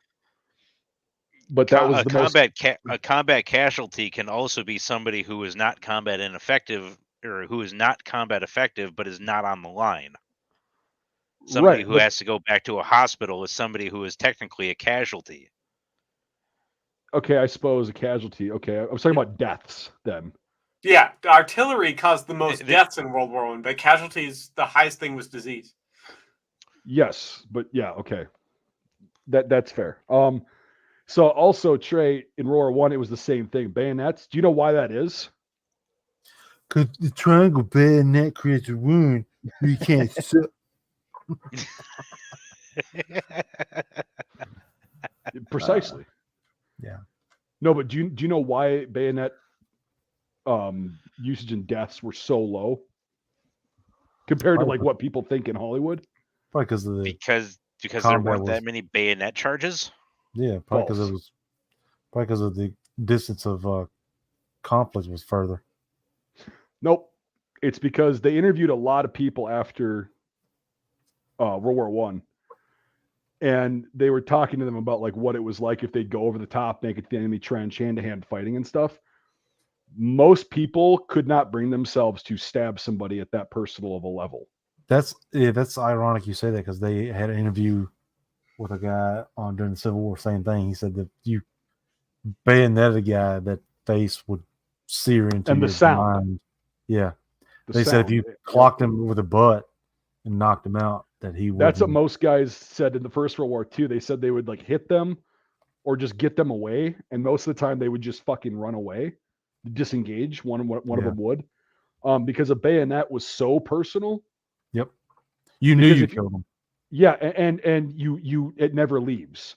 Yeah, and they said if you shot somebody, it's at distance. You can't see their face, you can't hear them scream. Yep. You don't know them. It's very, very impersonal.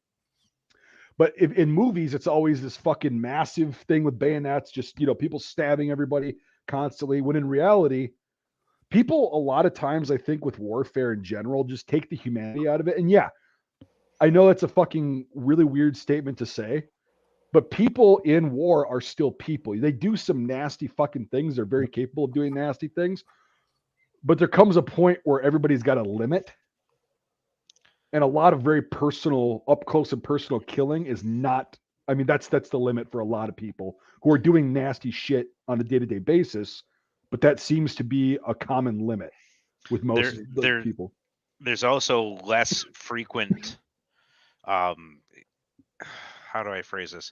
It's less frequent that such levels of extreme violence get perpetuated if the combatants are of a similar, I don't want to use the word, but I'm going to, of a similar race.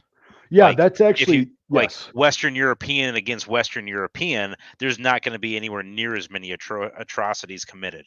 Correct. That's Whereas statistically, yes. Whereas like American versus Japanese, there was a shit ton on both sides. Yes, because of that animosity, that it's a lot easier to dehumanize somebody that doesn't look exactly like you, Yeah. that you're not familiar with. Excuse Different me. religion, different way of life, etc. Yeah. Like that's why in like Korea and Vietnam, a lot of the guys said it wasn't, once you get past your first few, it really wasn't difficult at all. Because you just dehumanize them, and it's easier if they don't look like your family or you or your friends or whatever. It's just they're different, more so than they're wearing a different uniform. They don't look like you, and so it's easier to like quantify that in your lizard brain of okay, easy. That's not a person. Right, exactly. Whereas you could demonize a person looks like me. That's not a person. Well, a lot of World War I attacks, I don't know how this is in the Civil War, but like a lot of them, they would purposely keep their distance. Like the commanders or the leaders would purposely keep their distance and not let their guys see the other side until they were up close and personal. And it was fucking savage, and they were just like whatever. But still, they would see that okay, well that guy looks just like me or my brother or my friend or whatever. Okay, but hey, they're the Hun, they're the Frenchies, you know, they're evil. Well, are they? And so that became a huge issue on the Western Front. Well, then, according to this, what I'm reading from the Commonwealth War Graves Commission and the Weimar Republic Graves Committee, there was about, conservatively, they say an estimate, a nice median of about 10 million military personnel deaths during World War I, and about 1/3 of those were caused by the 1918 flu pandemic alone from disease. Yeah, courtesy of the Americans. Yep. So 1/3 of the disease casualties were the 1918 flu pandemic just by itself. But it says that about 6 million of the 10 million military personnel casualties caused during World War I were caused by disease. Yes, and like we were saying earlier, that's an average. So like they say 9 to 11 as far as total casualties. That was a technicality on my part. I discounted casualties. I was thinking deaths. So yeah. But it says, about 6 million of the total casualties of the roughly 10 million military personnel casualties were caused by disease. Yep. So. Yeah, it makes sense. And it's just insane to look at that. But, you know, again, Hollywood paints a very weird fucking image of war because a lot of the people there have never either researched it deeply enough, like on a human level, or been to one or been in the military or anything like that, or known people personally that are willing to talk to them if they're not complete fucking douchebags. And that's why you see what you see on film is you see all these tropes, all this shit that's just perpetuated nonstop. And really it's not that fucking accurate. So, but did you guys see, I think I sent it. I think I posted it in Discord a while back. That World War I German soldier when he was talking about bayoneting that French guy. Did you see that? Did I show that to you guys? I don't think so, no. Okay, it's not ringing a bell. Here, let me pull it up now. I'll send it in the chat. We don't have to watch it right now, but talking about bayonet. Most rifles. Yeah, here it is. Yep. It's 5 minutes. It's a really heavy 5 minutes. But anyway, he talks about it. And what I'm saying here, I'll just post it in the chat for everyone else to watch so you guys can see what I'm talking about. It's that's somebody who's done it, and that's somebody who you take their word for it. because of the way he talks about it. And it's not good. It's not good, that's for sure. But Yep. So, but yeah, it's interesting. Like, I don't know. We're all fucking nerds. We all love researching this shit. But it gets frustrating, like, to bring it all the way back to like we were talking about at the beginning of like people that put out content that's not fucking factually correct. That's why I'm asking Devin, if I'm not completely sure, so I'm like, pull up some numbers. Let's get what the fucking actual facts are. Because I don't want to sit here and spew out exact shit without being able to like go, oh, am I? and a lot of the close or whatever. documentation was obviously destroyed. That's why they go based off the average. So Yeah, well, and that's another problem. The farther back you go, the less accurate stats get Yeah. because But this they is two government commissions where they actually have a lot of information. It was the Weimar Republic Graves Committee and the Commonwealth War Graves Commission. They both had a shit ton of documentation. There isn't a lot of French stuff left after World War II on what the casualties actually were. Right. But based Right. off the British and Germans, they estimate based between those two, there was about 10 million casualties. And they say about 6 million were disease caused. So Trey, besides disease, I don't know if I already asked. I don't know if I was going to ask you this or if I already did. Besides disease, as far as deaths in the Civil War, the American Civil War, what was the weapon that caused the most deaths? So I think in order it was disease, bullets, and then Okay. Artillery. fragmentation, Yep. and then bayonet sabers, etc. Yeah, edged weapons. Yeah, because it's funny that the first two are opposite. That shows you how much, just in that little bit of time, bullets, it's the main way to fucking create casualties, and then all of a sudden it goes flip flops. Now artillery's, because it's more precise, different kind of cartridges. You give more of it, more distance. Because artillery in the Civil War is still line of sight artillery. Correct. It's not. Yeah. Howitzers like they have. And their main job then was to fire other artillery pieces and then work down.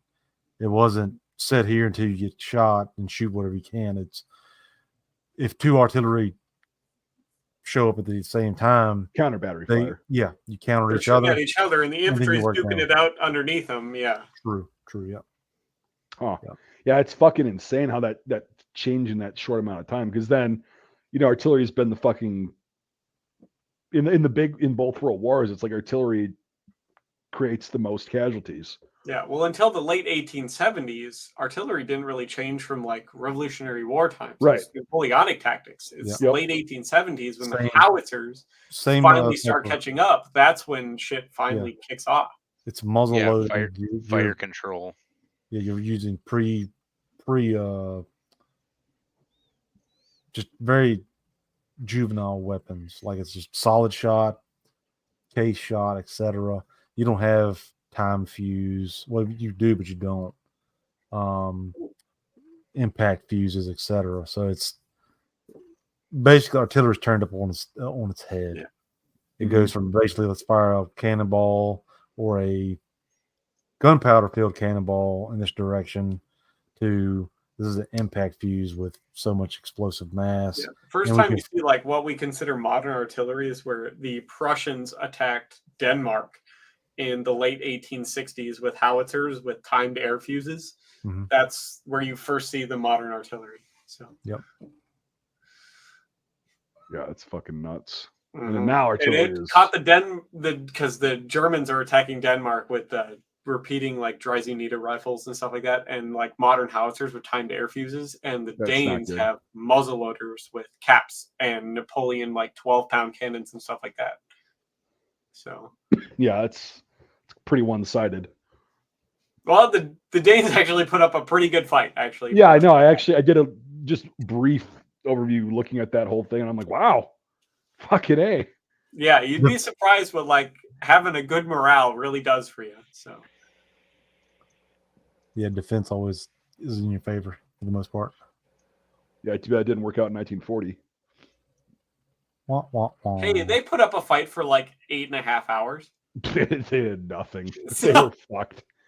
They were fucked, and they all knew it, and they were just like, well, at least we didn't go down without a fight. But it wasn't. Put up a decent fight, and Yeah, put Yeah, up a fuck decent it. fight for like an afternoon. Well, they had that same thing that I think Jake said is like at one point they're like, we're fucked.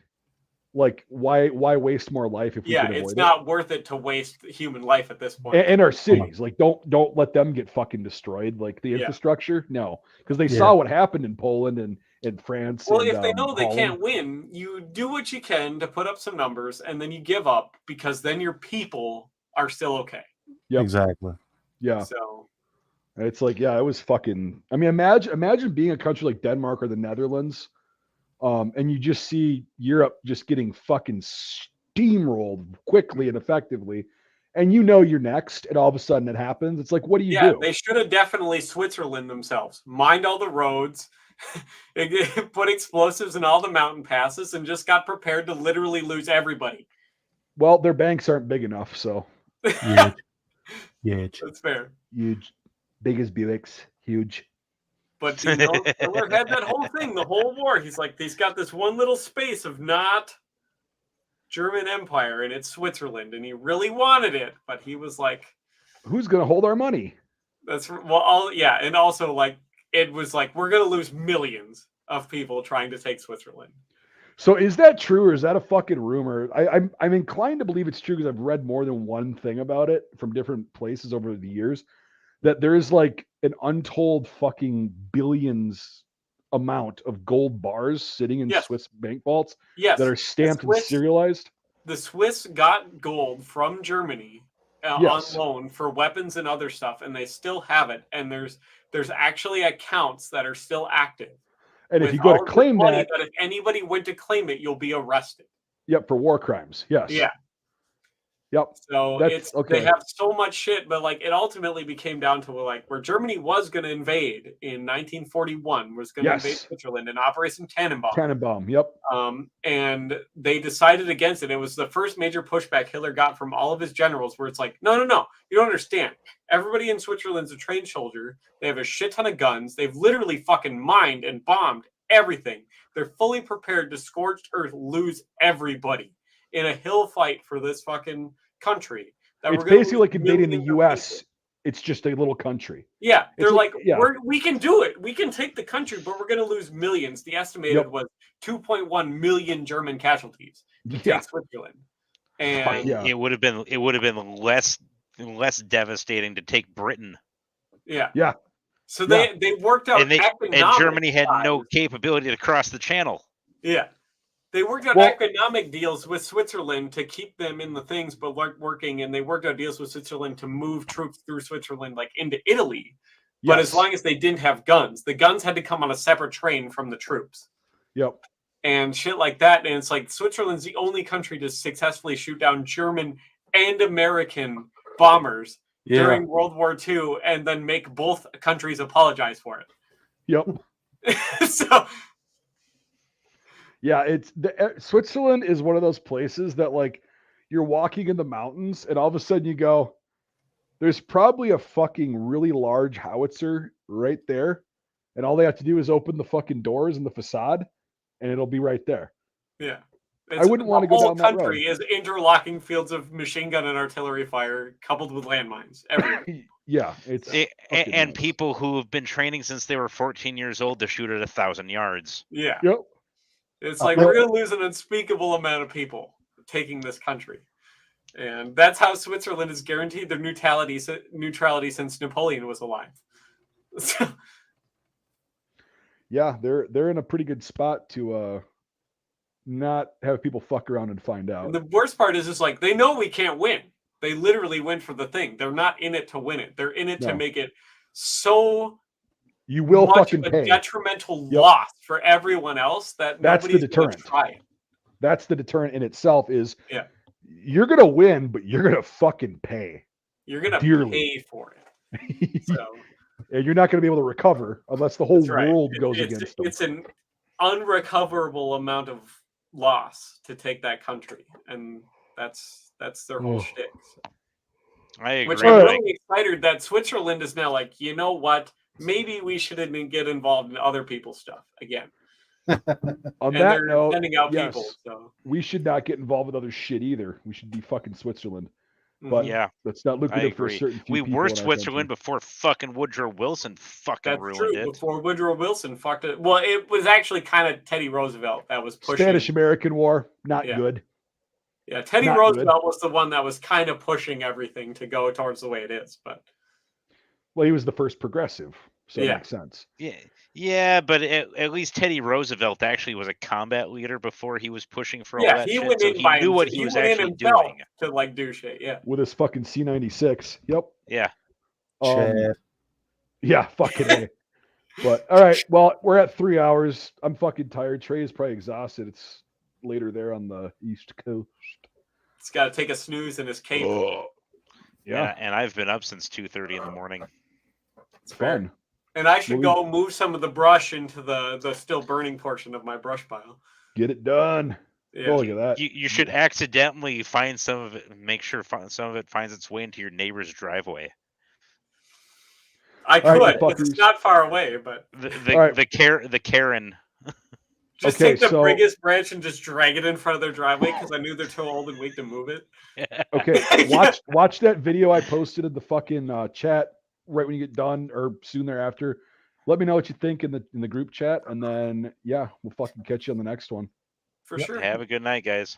Yep.